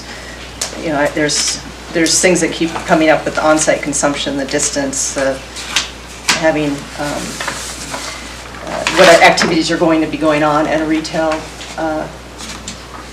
establishment. And Do you think and that also could be the CUPs. I'm sorry. Could that be accommodated as we go through, let's say the first one, marijuana establishment, standard cultivation facility? Would that be a place where if you had concerns about that? I think You they could might bring it need to up. be individual, but they're both important, so if we go through one and don't have enough time for the other issue, then we can come back on another time and continue talking about it. Well, I was just wondering if that would address your concerns. Well, what about the these uses. distance? Would we want to change the distances? You know, is that something that we could propose now, or, it's 500 now, 1,000 feet? I have some ideas on, I'd like to increase the distances and then also include the bike paths in there too. Well, they're already protected. That is part of the definition? It's protected. Okay. So is distance a regulation or a where? From the different types of facilities, so that's what, H2, right? So many documents, so that's under Title 15. Okay. Okay. And then, as far as the on-site consumption, I would just say under where that's listed in the code, just have that intentionally left blank, and that would take care of that. Right, that's what I mean. As we go through here, we could say And that. then how would we address the drive-through sales to mirror that of alcohol, where there's no, that wouldn't be allowed? That would be part of the definition of the retail. Same thing. Okay. Yeah, same thing. Would that be okay to go through the table and see what you think? I think that's good, yeah. Let's go through the table, and if you have extra concerns Okay. later, we'll address those. Got it. Okay. So, just because it's alphabetical, marijuana establishment, a standard cultivation facility, and Do you want to read definition first? yeah, or we need to find that definition. On page 2 of your copy, or do you Page need to 2. go through the AMCO? Yes. Can you tell us where you're at? We're just finding, the table is on page 3. In the regular packet, page 8 shows our current table of like tonight's main packet, right? These are This one? This one? Yeah, page 8 of that, you'll see our current table, zone allowances. Commissioner Charbonneau, would you like to read that definition? No, you would not? Appreciate your honesty.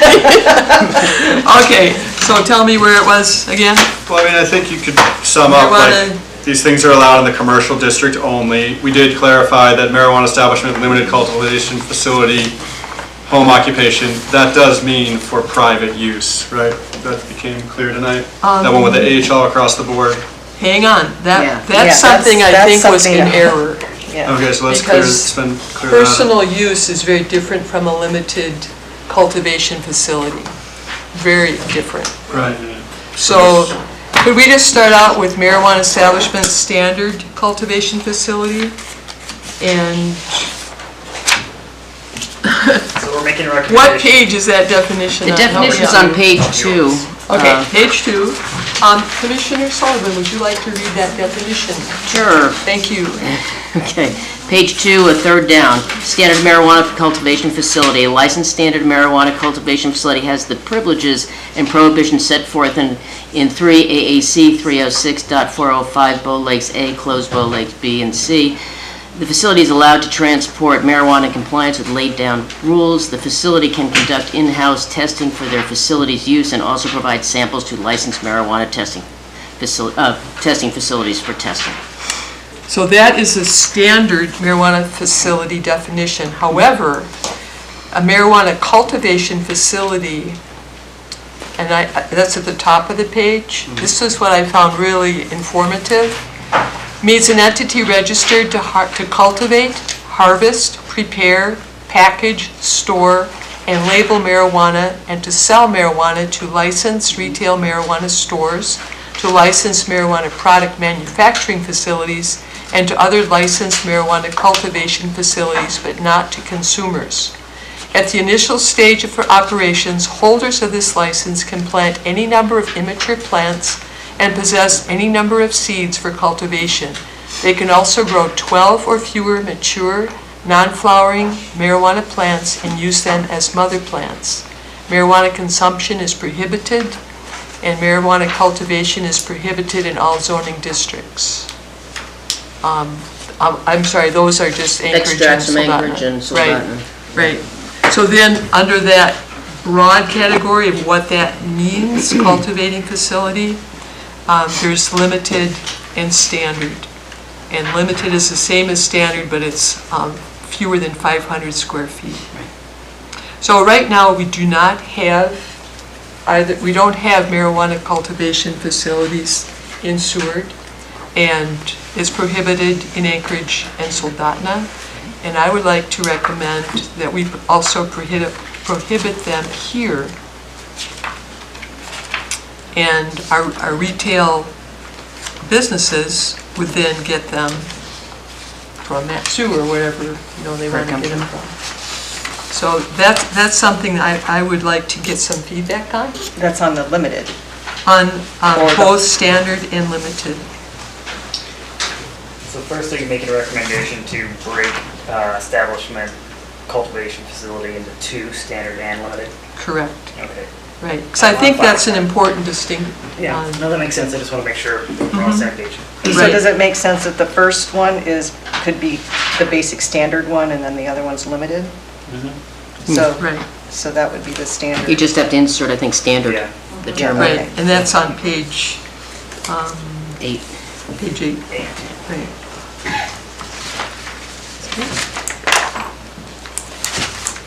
So it ended up on page, and I have a little too many handouts here.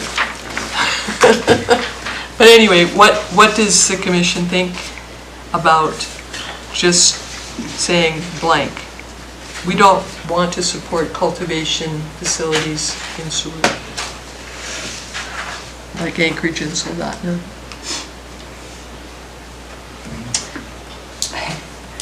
I guess I need a little information on where do the retail shops then get where do they acquire their product?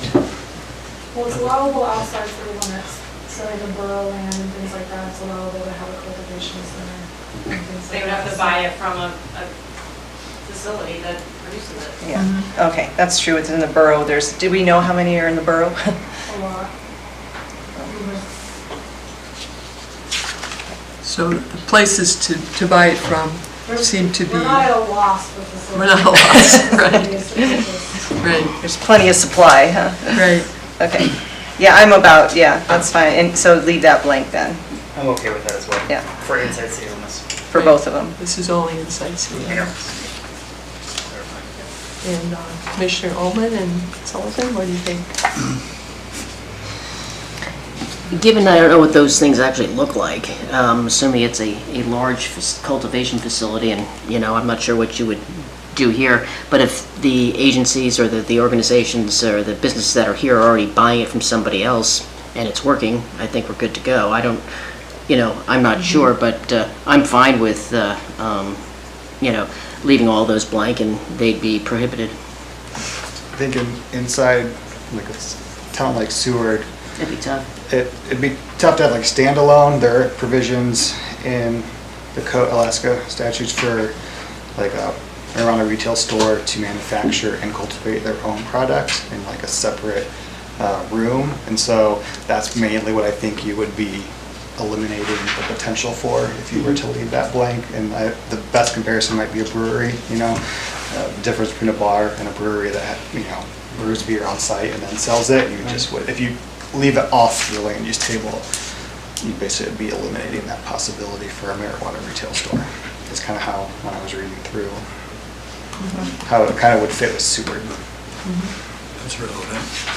Whenever retail, say we did, went through, not allowed, and then a retail store wanted to do that, they could make a recommendation. We could always revisit and change. It's not simple, but you can change code and change it back and, hey, here's the reasons why we want to do this. We think it fits, I do have one question for the cultivation, Madam Chair. Is there a lot of noxious and hazardous materials used in producing this cultivation stuff? I mean, sometimes some things have some, extremely flammable and other stuff, and that would weigh into a lot of some of the things that we would have to be concerned wherever it's located, because a lot of those things aren't even allowed, like downtown, or some of the other stuff would have to be out and further out somewhere. And a lot of those areas are residential or resource management, so they couldn't be there anyway. I've not gotten my level of expertise that far yet on this topic, so I'm not sure. Some of the issues I ran across for manufacturing hazardous was the pesticides that are used. A lot of water is used, issues with water disposal. Yeah, so there'd be a lot of hazard material, perhaps? Yeah, fungicides, mold, dust, things like that. Yeah. Agricultural, right. So then, moving down to the third one, marijuana, oops, go Public ahead. have an input on that? Would the public like to speak to each of these? Would you like to do it that way? No. Oh. I'm just scratching. Yeah, I agree that it should be prohibited. I think if you were ever to revisit and allow it, I think having a cultivation center, or whatever you call it, would greatly depreciate and affect the other businesses that were to try and move around that area. So I think that's another consideration to that. If you open that up, and you have any other, I won't even give an example of a business, but if you have a business, I have a feeling that a cultivation place like that could definitely affect your business, and you have no control of what your neighbor does, but the council and code does. So I think you guys should be thinking long-term of affecting other businesses if you allowed that inside city limits. Because of the smell. Yeah, it's a great smell. Yeah, it's very strong. Definitely odor. Well, yeah. All right. I think it could affect quite a few things. Okay. Should we move on to the third listing? Marijuana establishment, product manufacturing facility, hazardous materials. So that's what I was referring to as well. I would like to leave that one blank. I don't think we need that in Seward. So is that currently, it has a C and I? Yes. Is that industrial? Yes. I don't know if that's- Conditional use permit. Yeah, conditional use. And so would, production manufacturing include like CBD oils, that kind of stuff, or is this? You're saying to remove it, right? She's saying to So get remove rid it. of the C, Yeah. leave it plain? So, like, I'll read the definition on page 2 of the green handout.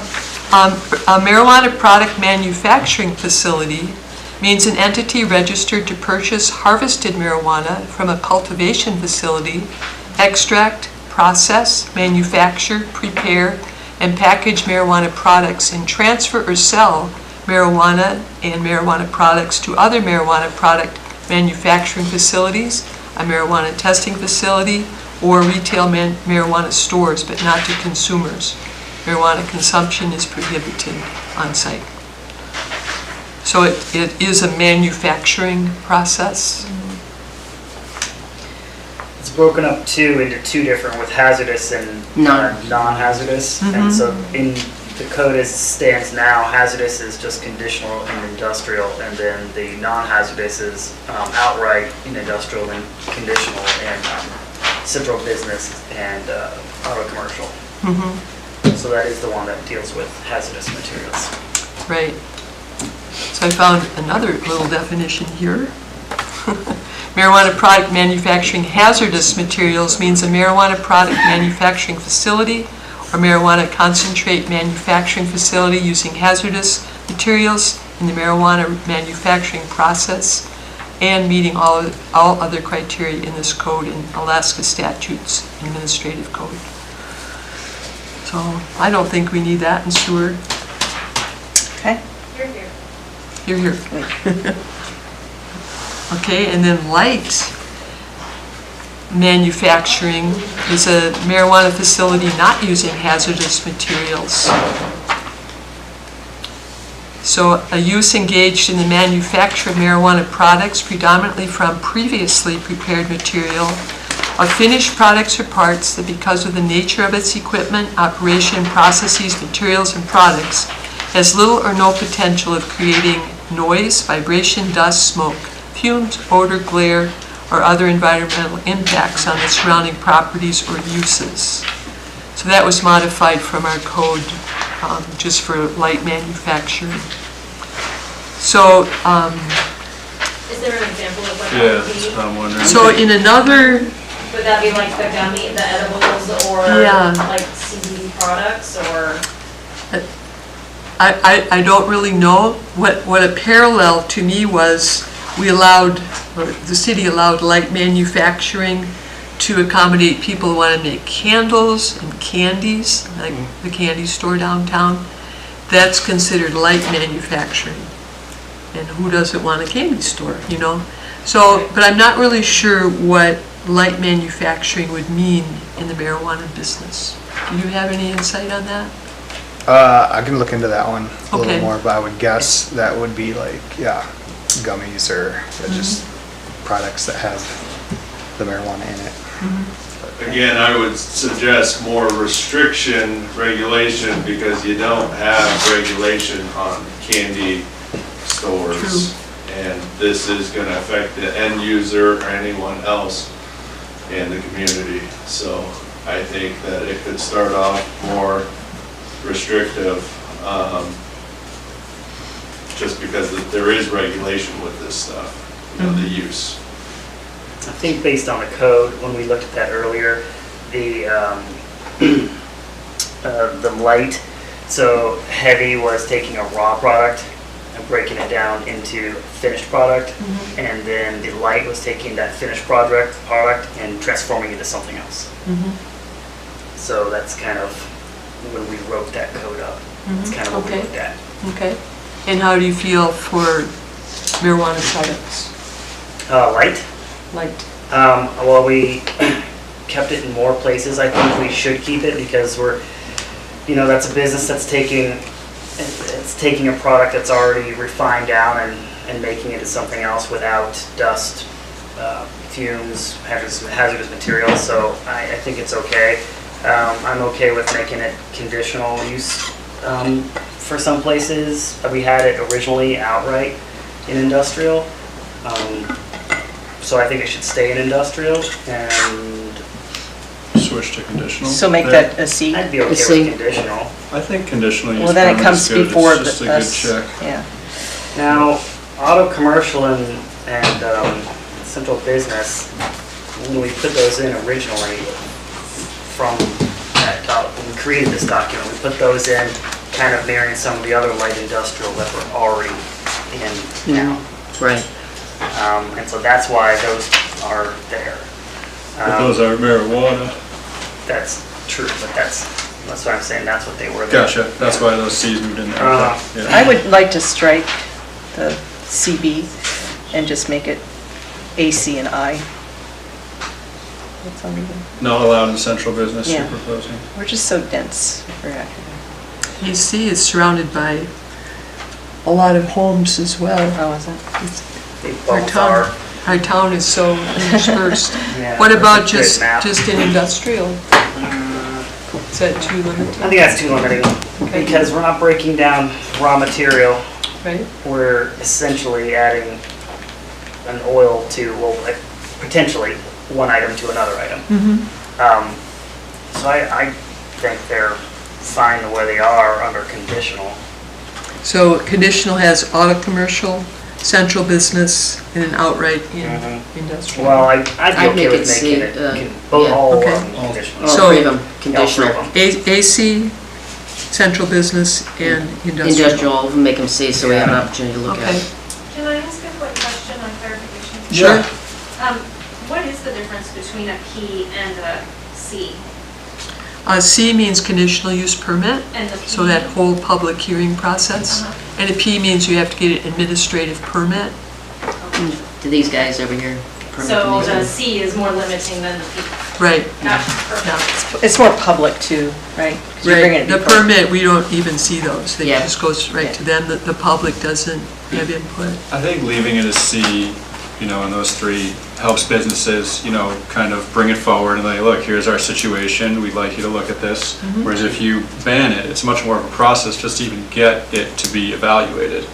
You know, so leaving opportunity for these to be evaluated specifically, and look at each one. I think there is an advantage there. I mean, I'm glad we're not deciding anything right now. Of course, we're going through these. This is great kind of ideas, but, you know, for me, it's a little hard to be like, that's what I think right now, you know, it's Right. like, we're just kind of brainstorming and coming up with Right. recommendations, you know? Right. And what I really like is that it does, you know, it's light. It doesn't create a nuisance. Has little or no potential of creating noise, vibration, dust, smoke, fumes, odor, glare, or other environmental impacts. Of course, this definition needs to be approved as well. But based on that, which came from our code for just general light manufacturing, I would like to see it inserted into our marijuana section. And if that's true, I think a conditional use permit in each of those zones mentioned would work. I think having clear definitions too helps a lot because, Right. you know, we Understand. haven't had that before. If those are approved and squared away, then we can, it's easily to, you know, bounce over to the land use table and see how it specifically impacts it. Right, should all be tied together. Okay, We let's, gotta Yeah. okay, sure, Just a John. quick one, I was wondering if administration could look up any other towns that have successful light manufacturing in what zones so that we can have a reference on what they decided and see as a resource to see which way they chose to go also, just because we are. Is that already? Yeah, the packet Included does in the have a lot of Yeah, the codes have neighboring taken towns, on there. land use sales, that's what I'm trying to They decide. did some- Okay, I did not see. I don't know They if did they some- touched on light manufacturing specifically. Well, that's, I Yeah. was just thinking, yeah. Totally. Yeah, we'll give credit to Claire on that one. She did a lot of research from the other Right, towns. it's really, it's There's great. research paper. Yeah, and there's still a packet up there with your name on it. Yeah, those are helpful. And then marijuana personal use, I would like to add that to our table because we don't have it in our table. And that's the one that should have under, is for where you live. So resource management should be H, which means home occupation. R1, single family residential. R2, 2-family residential, R3 multifamily residential, UR urban residential, and OR office residential. So that's a new category that you want to creating? Correct. And add each one of those under those subheadings? Do we need the new category? Yeah. If personal use is already kind of. Yeah. We do, because guess what happened? It was misrepresented here as a limited cultivation facility with H's all the way across. So, Yeah, but we fixed that. We fixed that part, But marijuana personal use by default is personal use. Right. personal use, and like, and that's legal. So but- why do we have to designate where they're gonna be? because it's only where you live. So, for example, you can't do that in the industrial zone. It's not allowed in parks. So if you live in the industrial zone and you're smoking, that's gonna be illegal? Tell me. It would be if you, well, I don't think we need that. I don't think we need it? Because it just gets into, it muddies the water, and if it's a personal use, there are already rules and regulations to personal use. And if it's bike path, we already have, a public space, that's not where personal use is. How about just to help the user, to be able to look at the table and then see the definition, be like, okay, this is how many plants I can have, and I don't know. I see your point. Maybe we jump back to that, Yeah. personal use? Yeah, I was looking for Nice. where I put that definition. You put it on page 3, it's number 57. Page 3? Oh, thanks. Would you like to read that, Commissioner Hubbard? Sure. Marijuana personal use means adults age 21 and over can legally possess, grow, process, and transport up to 6 plants in their home, with up to 3 being mature flowering plants, except that not more than 12 marijuana plants with 6 or flowering or fewer being mature flowering plants may be present in a single dwelling regardless of the number of adults 21 or older residing in the dwelling. So there is some concern And a about- local government may not prohibit the personal use and possession of marijuana and marijuana products as authorized under Alaska statutes. So that just kind of lays out what you're allowed to do. I see where you're going with it, but I don't know if I don't think we need it there. If you guys think we need it there, we can, that's your opinion, but I think it's a little bit of an. Okay, so, Yeah, I'm with you. yeah, I mean, as an example, if It went that way. if there was a problem or a complaint in a neighborhood about and there's minors hanging out at this house and this and that, and they see this going on, and they have over, I mean, there's really nothing, well, if there's minors, it could be a problem, but if they go there and they're like, there is under 12 plants, or 6 or fewer being flowering plants, they're saying, okay, you're fine, you can consume and do what you want to do. But if there's more than that, then there's going to be a problem. Yeah. but the Regardless, code no matter where you are in Seward. Code doesn't right? need to deal with that, I don't think. Yeah, so I don't know if we need to duplicate that or put that on the books, or... It is a use. It is a use of marijuana. I know, it's a different category, I can't. Okay. Can we jump back to it? We can. Okay. Okay, let's keep moving. So marijuana establishments, retail store, where do you think retail stores should be allowed? Right now, the code allows them outright in office residential, auto commercial, harbor commercial, and central business. And just for clarification, this would be just a retail store, not on-site consumption? Right. Correct. How does that, figure into having a limit on how many there can be? That would be under regulations. So we're just doing where should they be allowed? And should these be conditional use? I'm fine with the locations. Okay.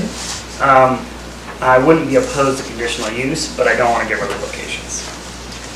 I'm concerned about office residential because it is residential. It is a principally commercial use, We just but get it's into a also weird- residential. Yeah, we just get into weird spots with how mixed our zoning is. I know.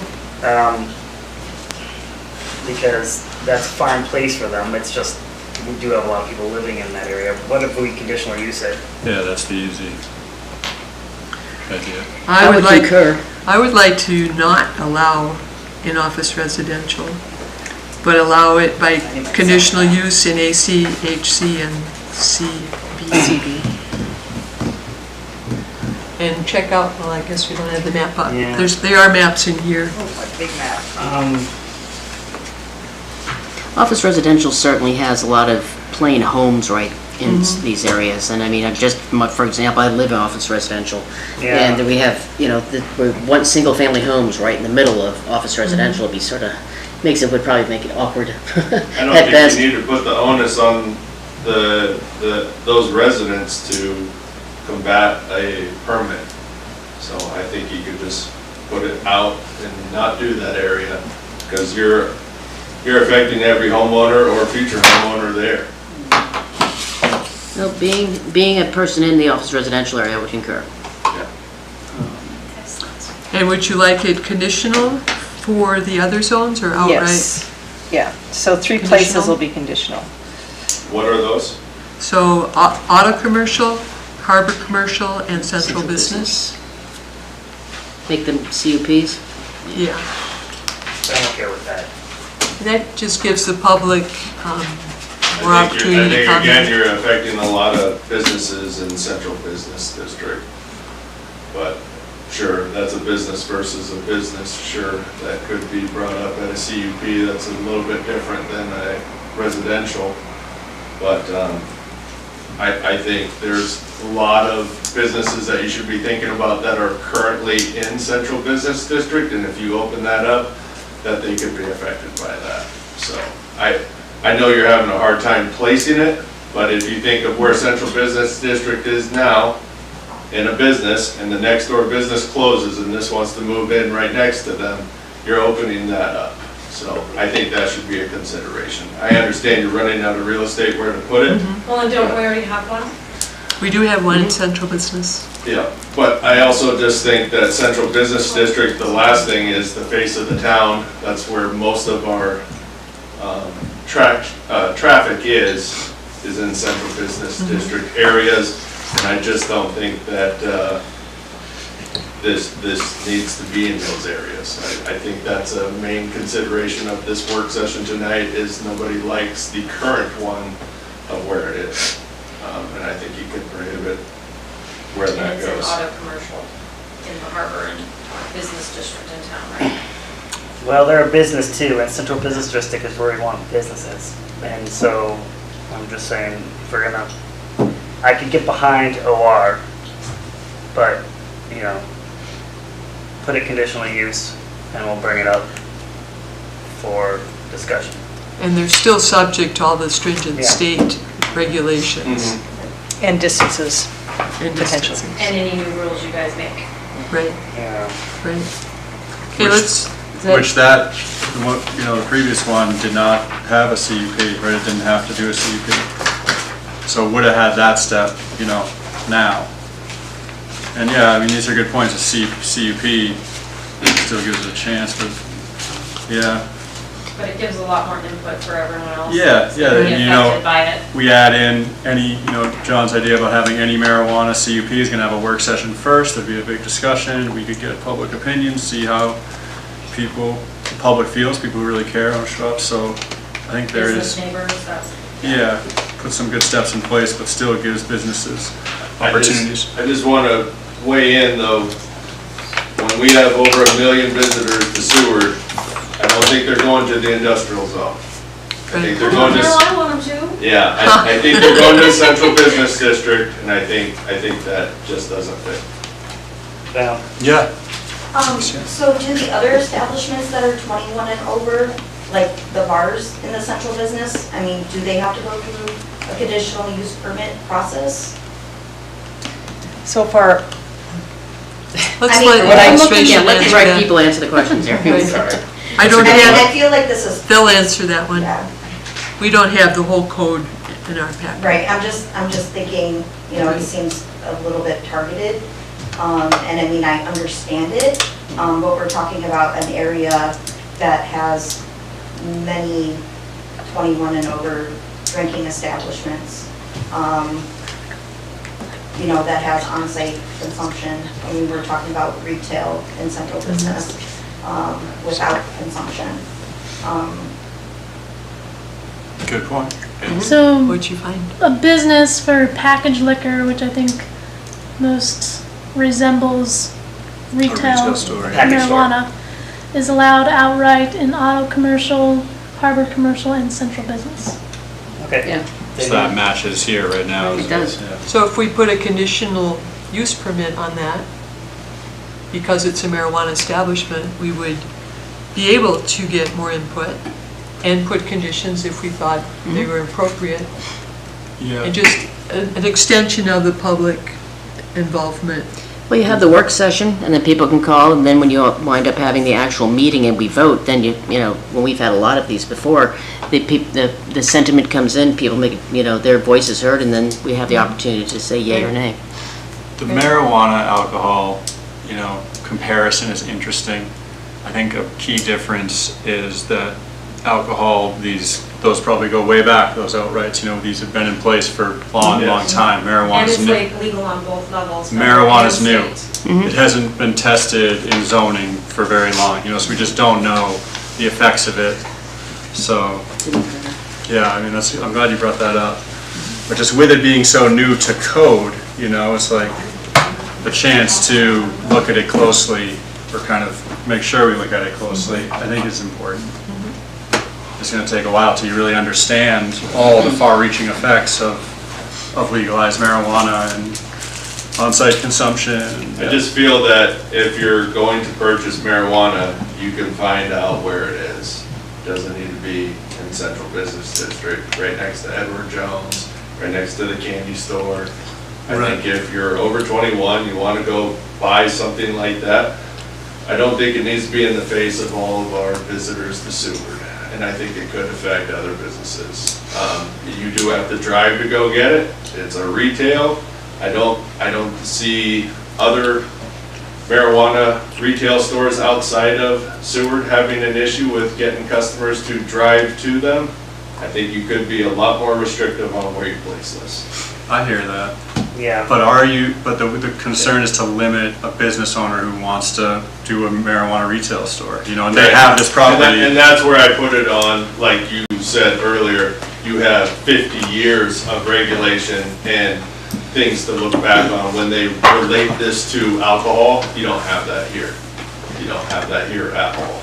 Right. So I think you guys could really limit yourself and be open to coming back and opening up more areas. I don't think you need to leave as many open as possible.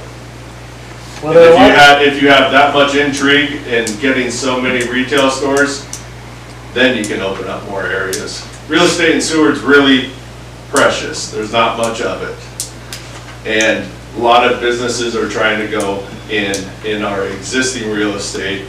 I think there's plenty of businesses that would be affected by this type of business. And you don't have the history of what this business affects other businesses.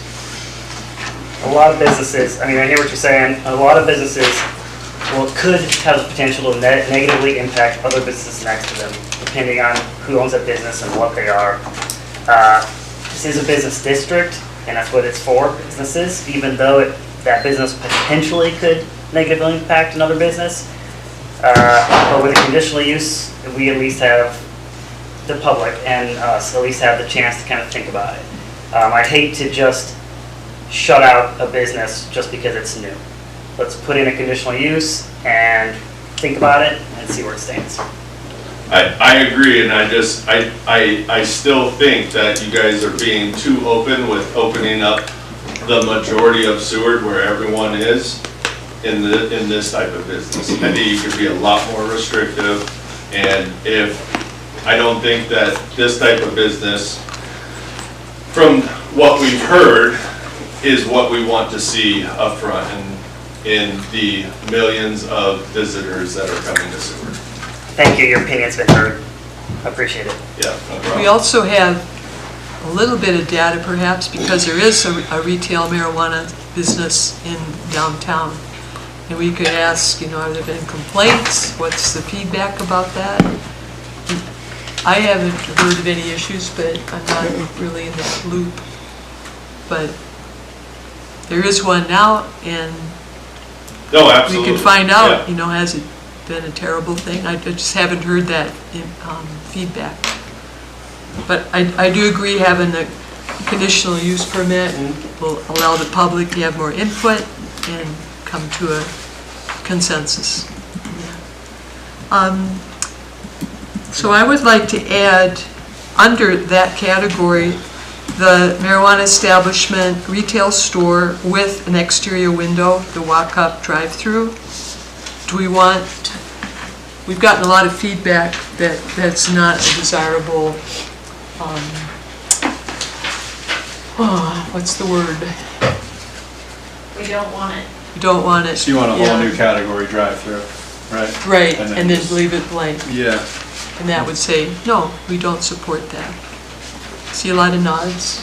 Yeah. Okay. I think that'd be perfect. So we'll list it, so it's a quantity that we have, and we'll And just again, leave because it it's not blank. allowed with alcohol. Right, for It many, seems for many reasonable and fair. reasons. I dislike drive-throughs in general, so I don't have a problem Oh, with go it. get your July. Well, and what do you do? The first thing you do when you go through that McDonald's drive-through, you don't take it home and eat it, do ya? I don't go to the drive-throughs. Well, any of the rest of us that do, we immediately put our hand in that bag and grab some french fries. I'm telling you. You're making me hungry. Okay, so that's good. So, also with the retail store, it should just strictly be a retail store for marijuana. And if they want to use that area and that property for other uses, I'd like to put this in the definition that they need to come and ask for a conditional use permit to have those other businesses Yeah, cross. stay occupied The on their. entire But I property think is a we're- marijuana property. I mean, and when you add food trucks and, I mean, Yeah, but I think we're jumping into something. Right, jumping could you off hold topic. that thought?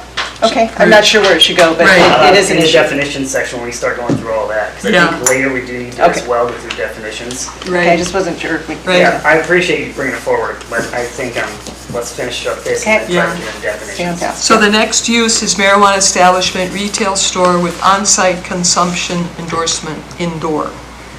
Do we want the retail marijuana stores to allow on-site indoor consumption? Well, indoor consumption should be pretty much the same as a retail store because it's indoor and there's regulations and rules that govern how the smoke is dealt with.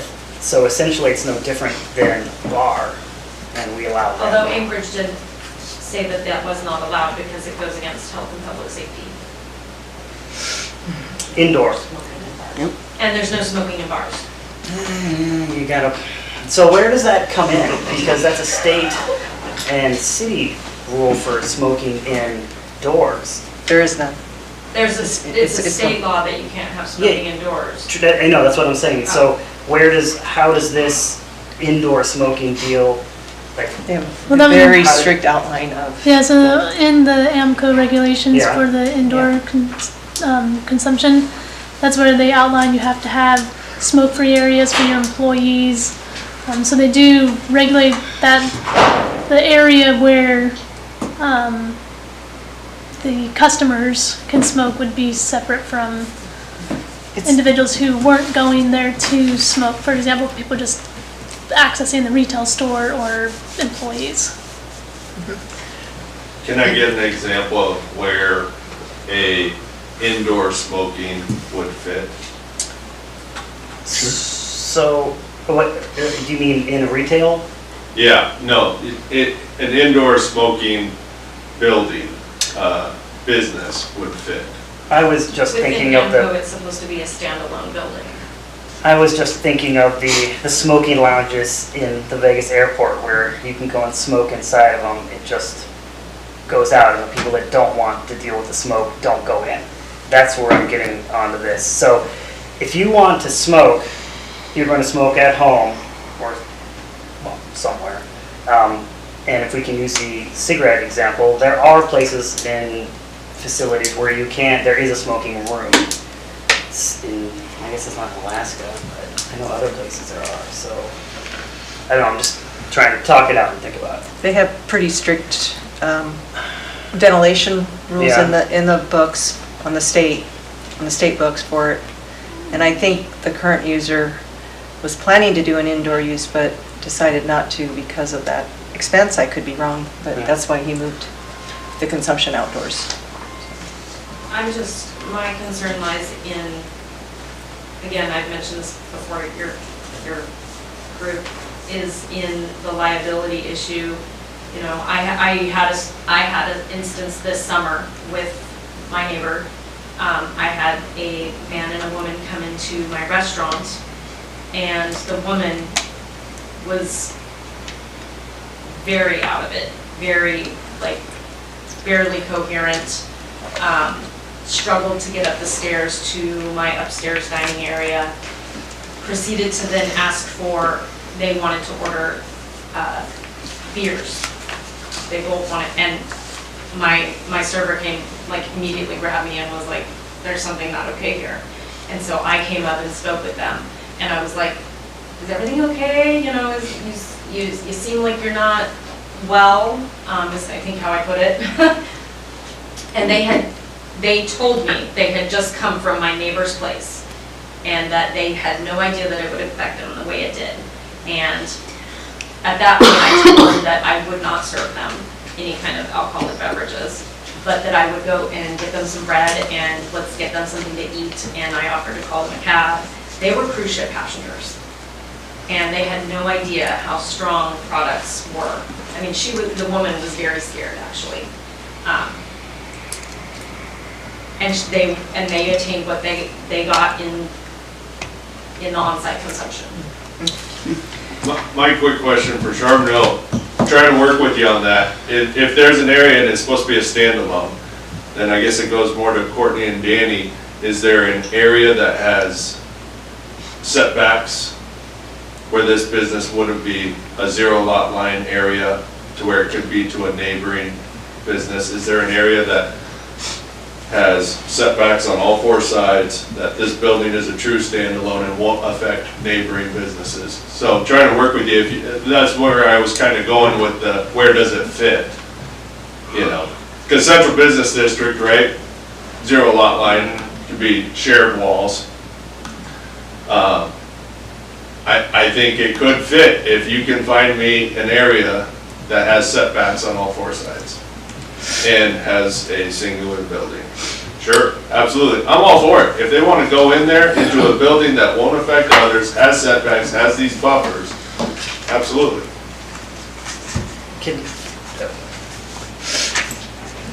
Could you state your name for the record? Yeah, my name is Steve Avernick. How you doing? In or outside city limits? Outside now, but business was inside. Okay. And you might want to look into some of the cigar bars and clubs like in Florida or wherever, and check in to see how they structure there, how they deal with air pollution, or whatever you want to call it. Yeah, I think I want to come back to these and get more information. I'm not sure, maybe administration could find something with the, I don't want to say legal ramifications, but how that would. Yeah, I can read you just briefly here. Okay. A marijuana consumption area must have the following characteristics. Isolated from other areas of the retail marijuana store, separated by walls and a secure door, must have access only from the marijuana retail store. The licensed marijuana retail store must provide a smoke-free area for employees to monitor the marijuana consumption area. A marijuana consumption area that is indoors in which smoking is permitted must have a ventilation system that is separate from the ventilation system of the other areas of the licensed retail marijuana store or other licensed marijuana establishments in a freestanding building. and directs air from the marijuana consumption area to the outside of the building through a filtration system sufficient to remove visible smoke, consistent with all applicable building code and ordinances, and adequate to eliminate odor at the property line. So just as clarification, freestanding tells me, right, that you can't have a 0 lot line wall, right? So that's automatically setbacks. And you're not supposed to share it with other businesses. Yeah. So I think it kind of clears it up that, yeah, I'm fine with that then. It's a pretty tall order to come up with, you know, to work within those guidelines.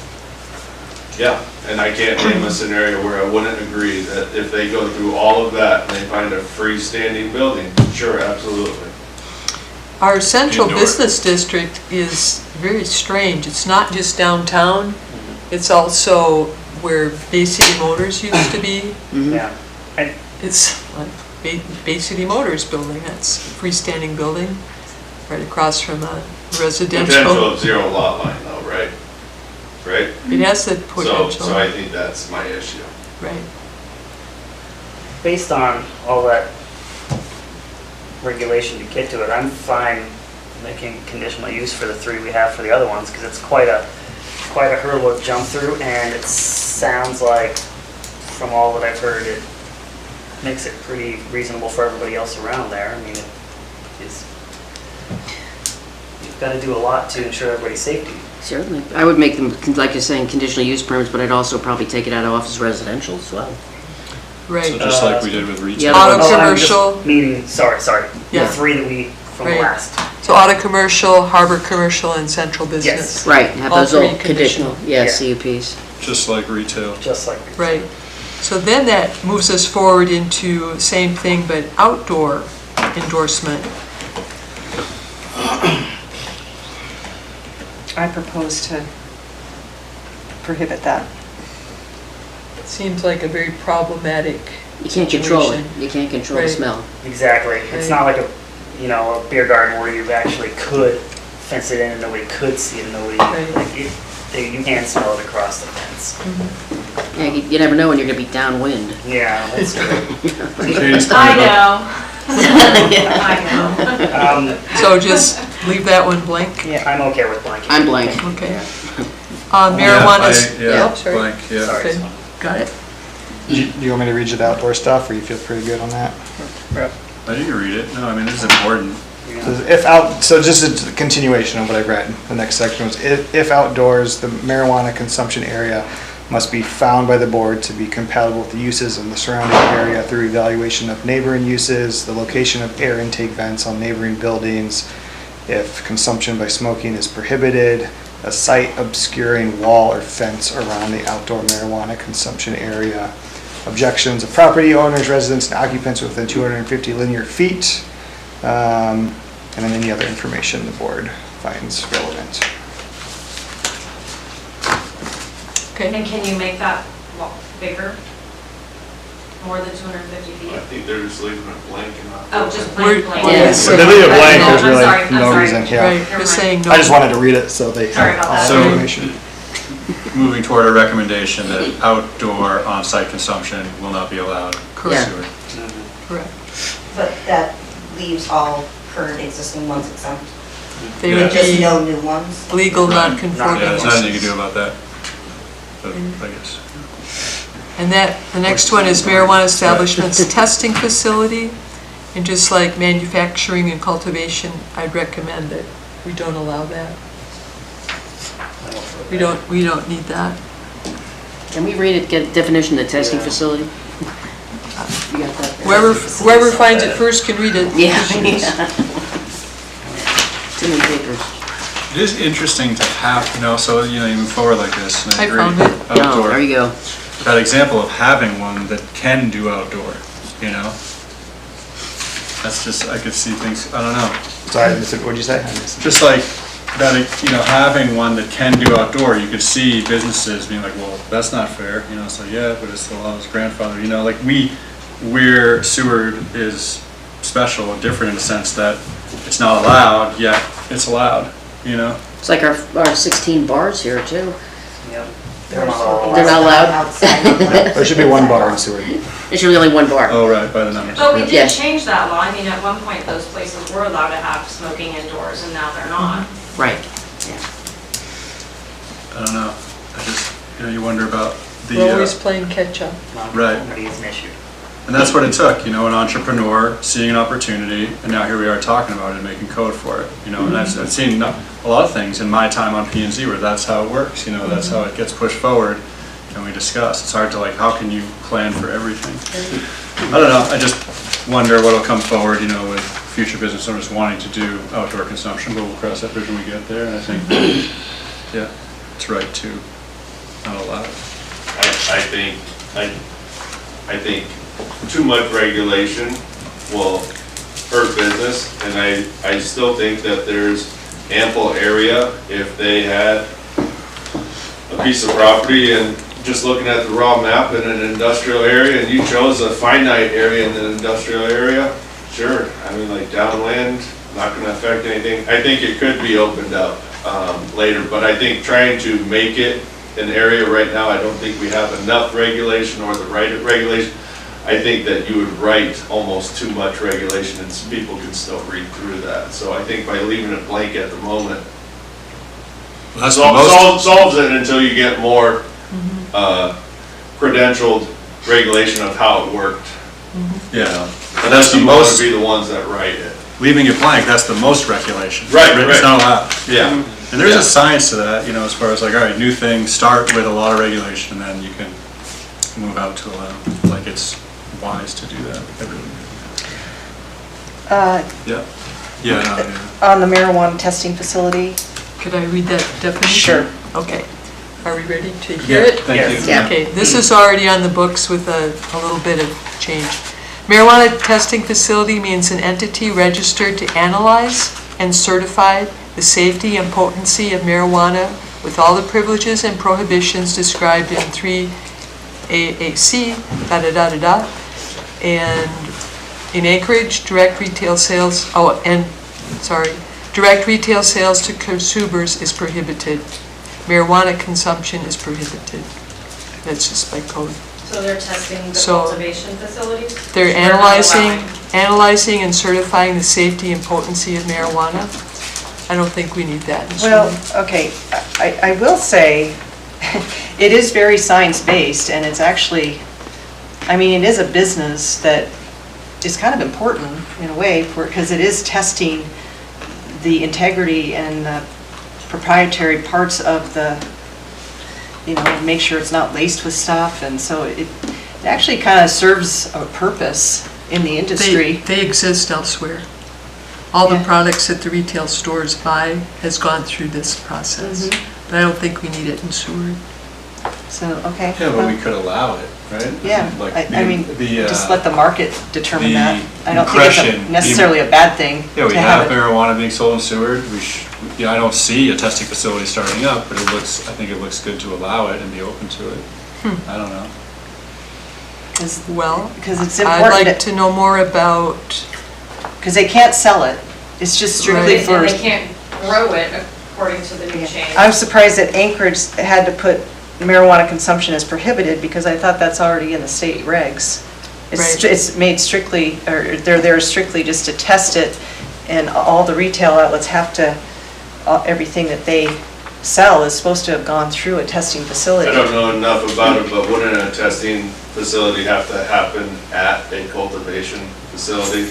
Yeah, it's a different business model, and it's very science-based, so, yeah. I'm just saying, if we're not gonna grow the stuff here, are we implying that we want them to bring it here and test it? It's just another testing facility. I don't know if it makes much sense as far as cost. They probably want to have a testing facility closer to cultivation facilities. I just think But- 'cause it's the a logistics of it. doorway to opening up to cultivation. And I think that, I don't think that a testing facility is gonna open up a door for helping a retail business.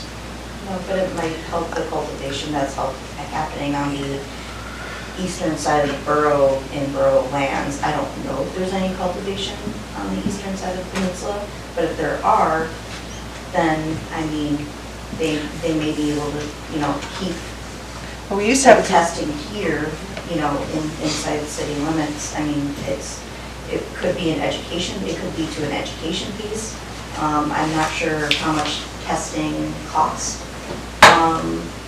You know, it might bring a little bit of tax revenue, I don't know. But I mean, I think leaving that door open. Where would you put it? Industrial or? Probably. Right, it's listed outright in, you know, all the commercial districts, so we get, Yeah. go to C, you know? Yeah. But not in all of them. Definitely go to C. I mean, on. Conditional in industrial? Yeah. I'm okay with that. Yeah, I don't think it needs to be in the other ones at all. No. Just industrial, leave it in Yeah, industrial just alone. leave it in industrial. I mean, Yeah, I think it's it actually, I think is good for the industry to have that, and I'm glad that the state put that in, you know, if they're gonna legalize it, because you really need to have it go through a facility that's making sure that the consumer is getting what, yeah. So it's kind of a health issue too. But I don't think it needs to be in any sort of foot traffic areas, right? Where No, that's it's, where we're going. yeah, Or it's they more of have a any research special real facility. estate for that. I'm an industrial. Sorry. It's essentially. I mean, I heard on that. Yeah. But it's not, you're not gonna have blinking lights or, yeah, come in here and consume or anything, it's just providing a service for the industry, so I don't think that's Okay. really that So harmful. conditional in the industrial zone. Yeah. Okay, that's a good compromise. Yeah.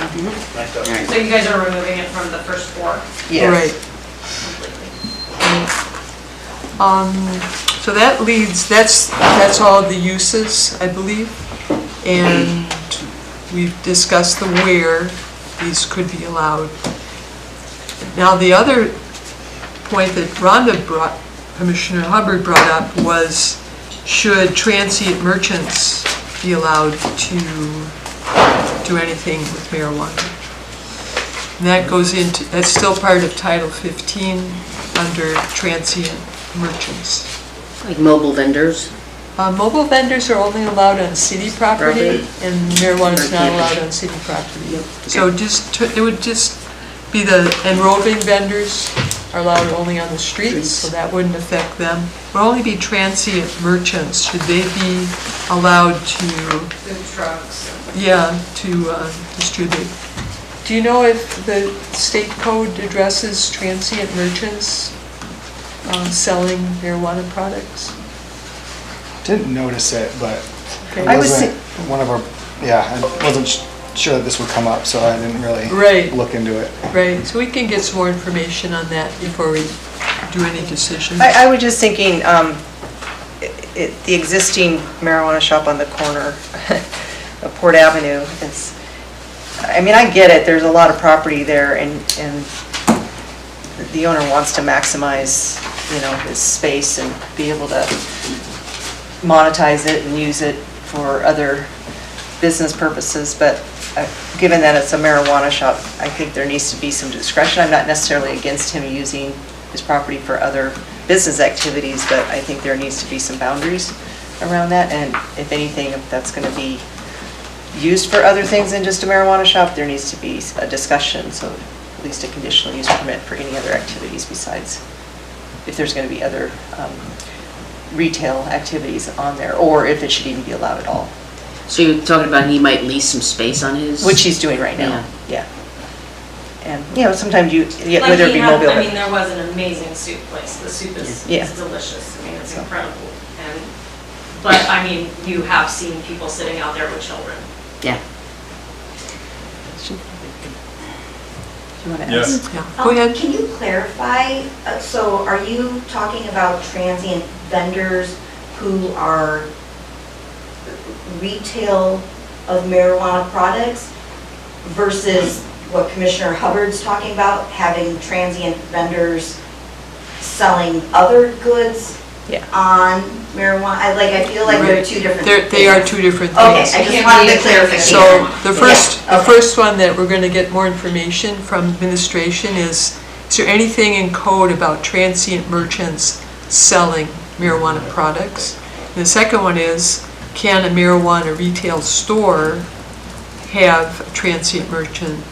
Are there any restrictions on that for the transient merchants? And some of the concerns that have been brought up is, well, could there be a fence separating the retail store from the rest of the property? So it's, separated visually? And, or should that transient merchant only sell products for adults 21 and over? Should there be a fence around the whole thing? So those are questions that our code currently does not address, but it is under Title 15. We do have code about transient merchants. So it's all new. We're just kind of reacting to this new industry and trying to come to agreement on what we want in our town. So we'll get some more information on that. I assume you can't sell marijuana as a transient merchant, right? I mean, it's such a application process. That'd be my guess. That would be going I'd be on very a lot more surprised if you could. if that was But I think they went through that when they were building the I just didn't want to say definitively, not being sure, but yeah. I'd be It would very give a whole new surprised. term to the paper boys. But I think gummies and CBDs, oils and stuff, those are not regulated the same way. Right, which you gotta. And do we want to regulate them? Or can you have a transient merchant selling, I don't know, there's just a huge list of products that aren't treated the same way. I think regulations should be written to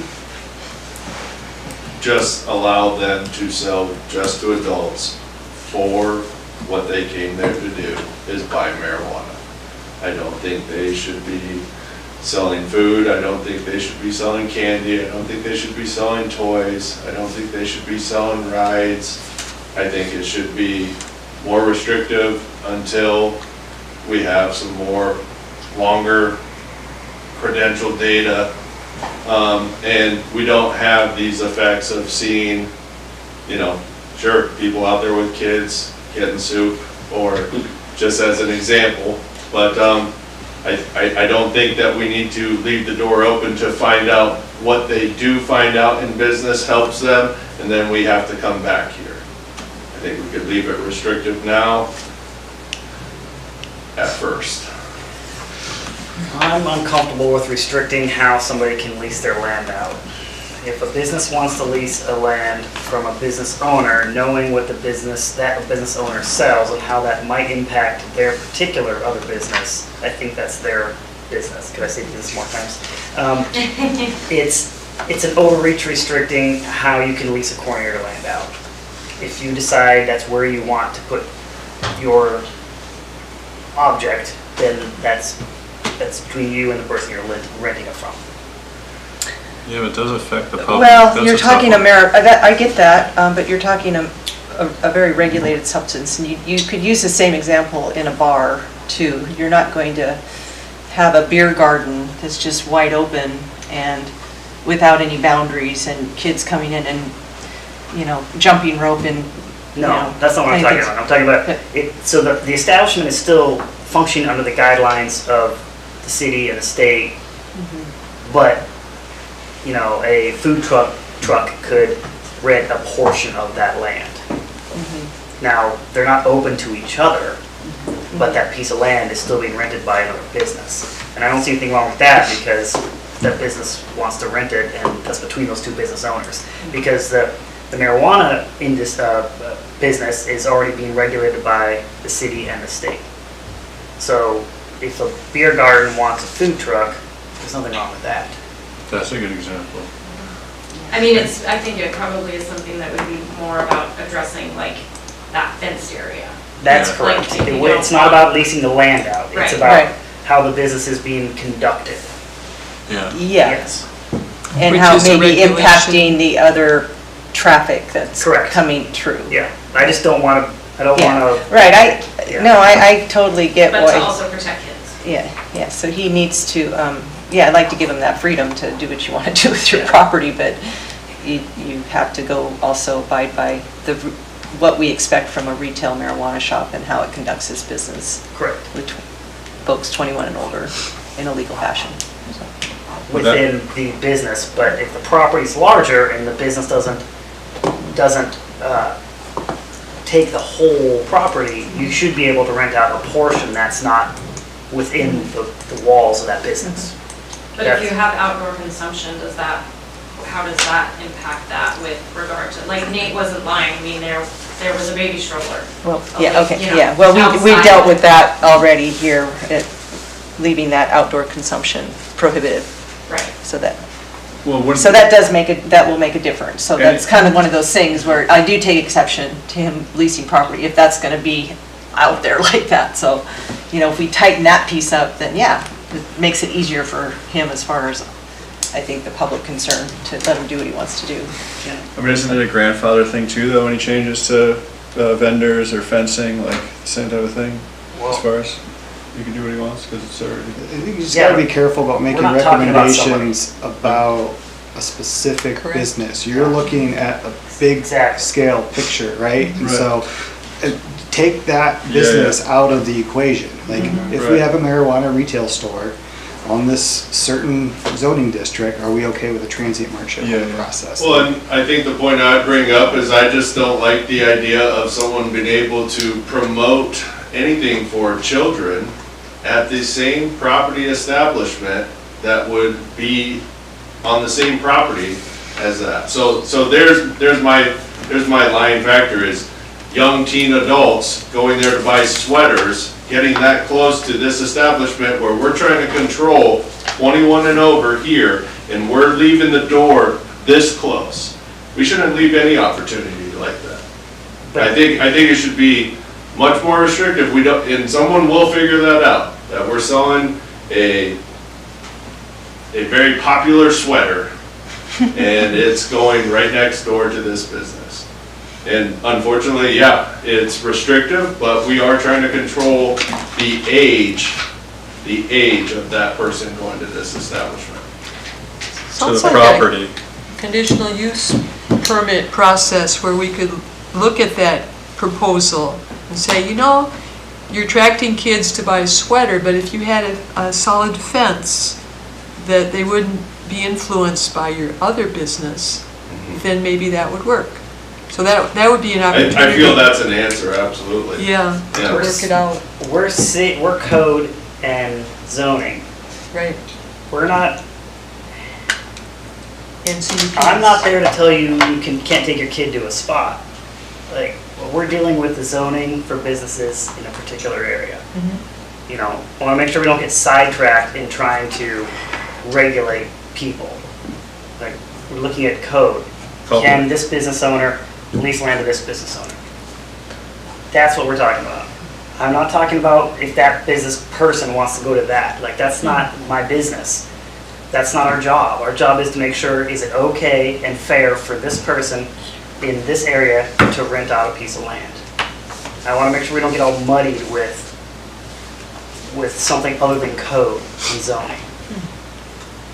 Because at the end of the day, that's all we do, you know, and we might end up voting on things we like or don't like personally, but for code and regulation, they fit or don't fit. So I think it's important to make sure we kind of stay in this rule and don't get out into morals versus code and zoning. So in our transient merchant code, you'd prefer not to have a section on marijuana businesses?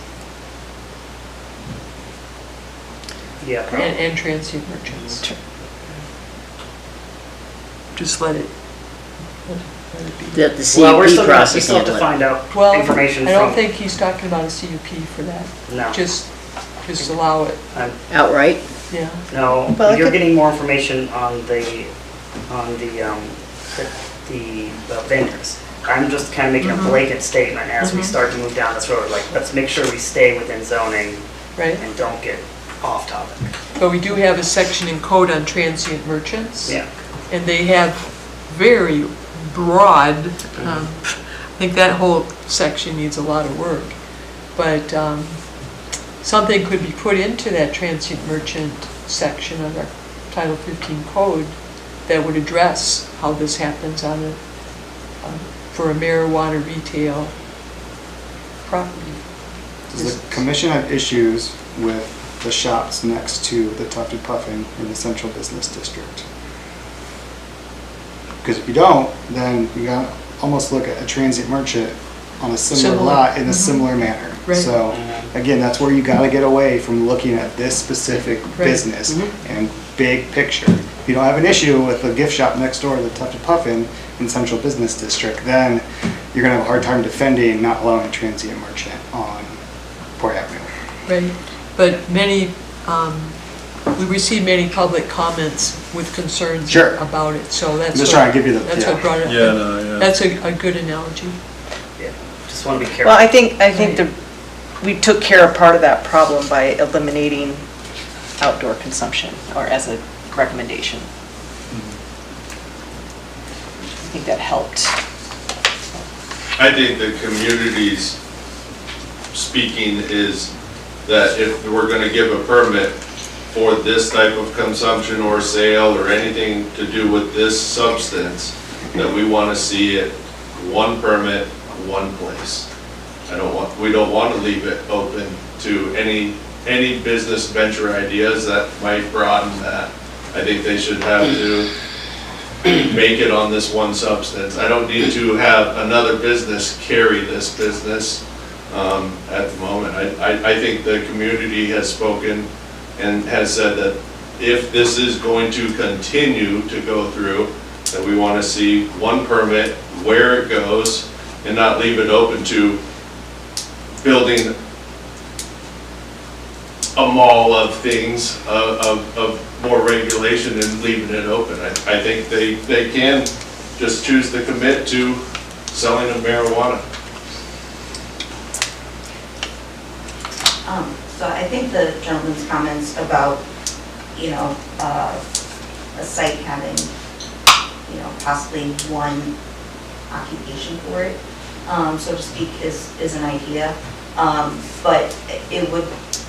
But I also, Commissioner Nathaniel, I think you brought up a good point, and, Chair Griswold, that maybe this needs to be looked at, the transient vendor code, to see what can be added, or what maybe changes need to be there, because we do have several private lots that are having mobile vendors on them. And, what's the process for a private lot having,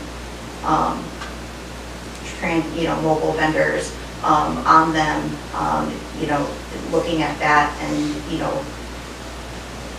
what's that process look like? Is it just getting a business license? Is it up to the private lot owner?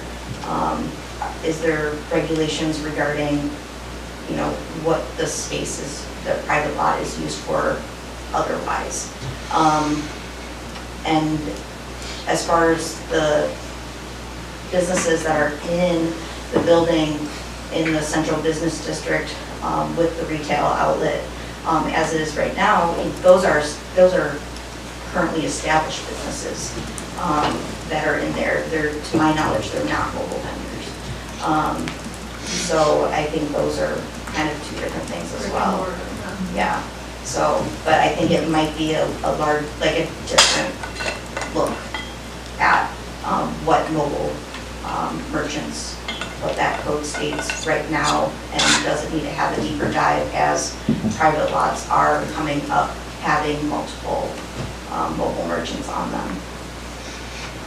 And just a clarification, our code differentiates the transient merchants. I think they're all transient merchants, but the code differentiates the ones on city property, they call them mobile vendors, and then the mobile vendors that are on private property, they call transient vendors, merchants. So I think that whole section of our code is very muddy, and I think it'd be good to clear it up, put it on our list. I mean, it seems to me like it's it's almost not a where, it's a how. Like, how do we want to allow the marijuana business to be able to conduct business? Right, it's a regulation. Do we Yeah. want them to be able to have side stuff that entices young people or whatever, but Right. it doesn't sound like And, it's. and like you said, I don't want to control where someone takes their person, but I also don't want to leave it open to anyone between 18 and 21 going and renting scooters at a place that sells marijuana. I think that should just be a regulation, that should not even be an opportunity.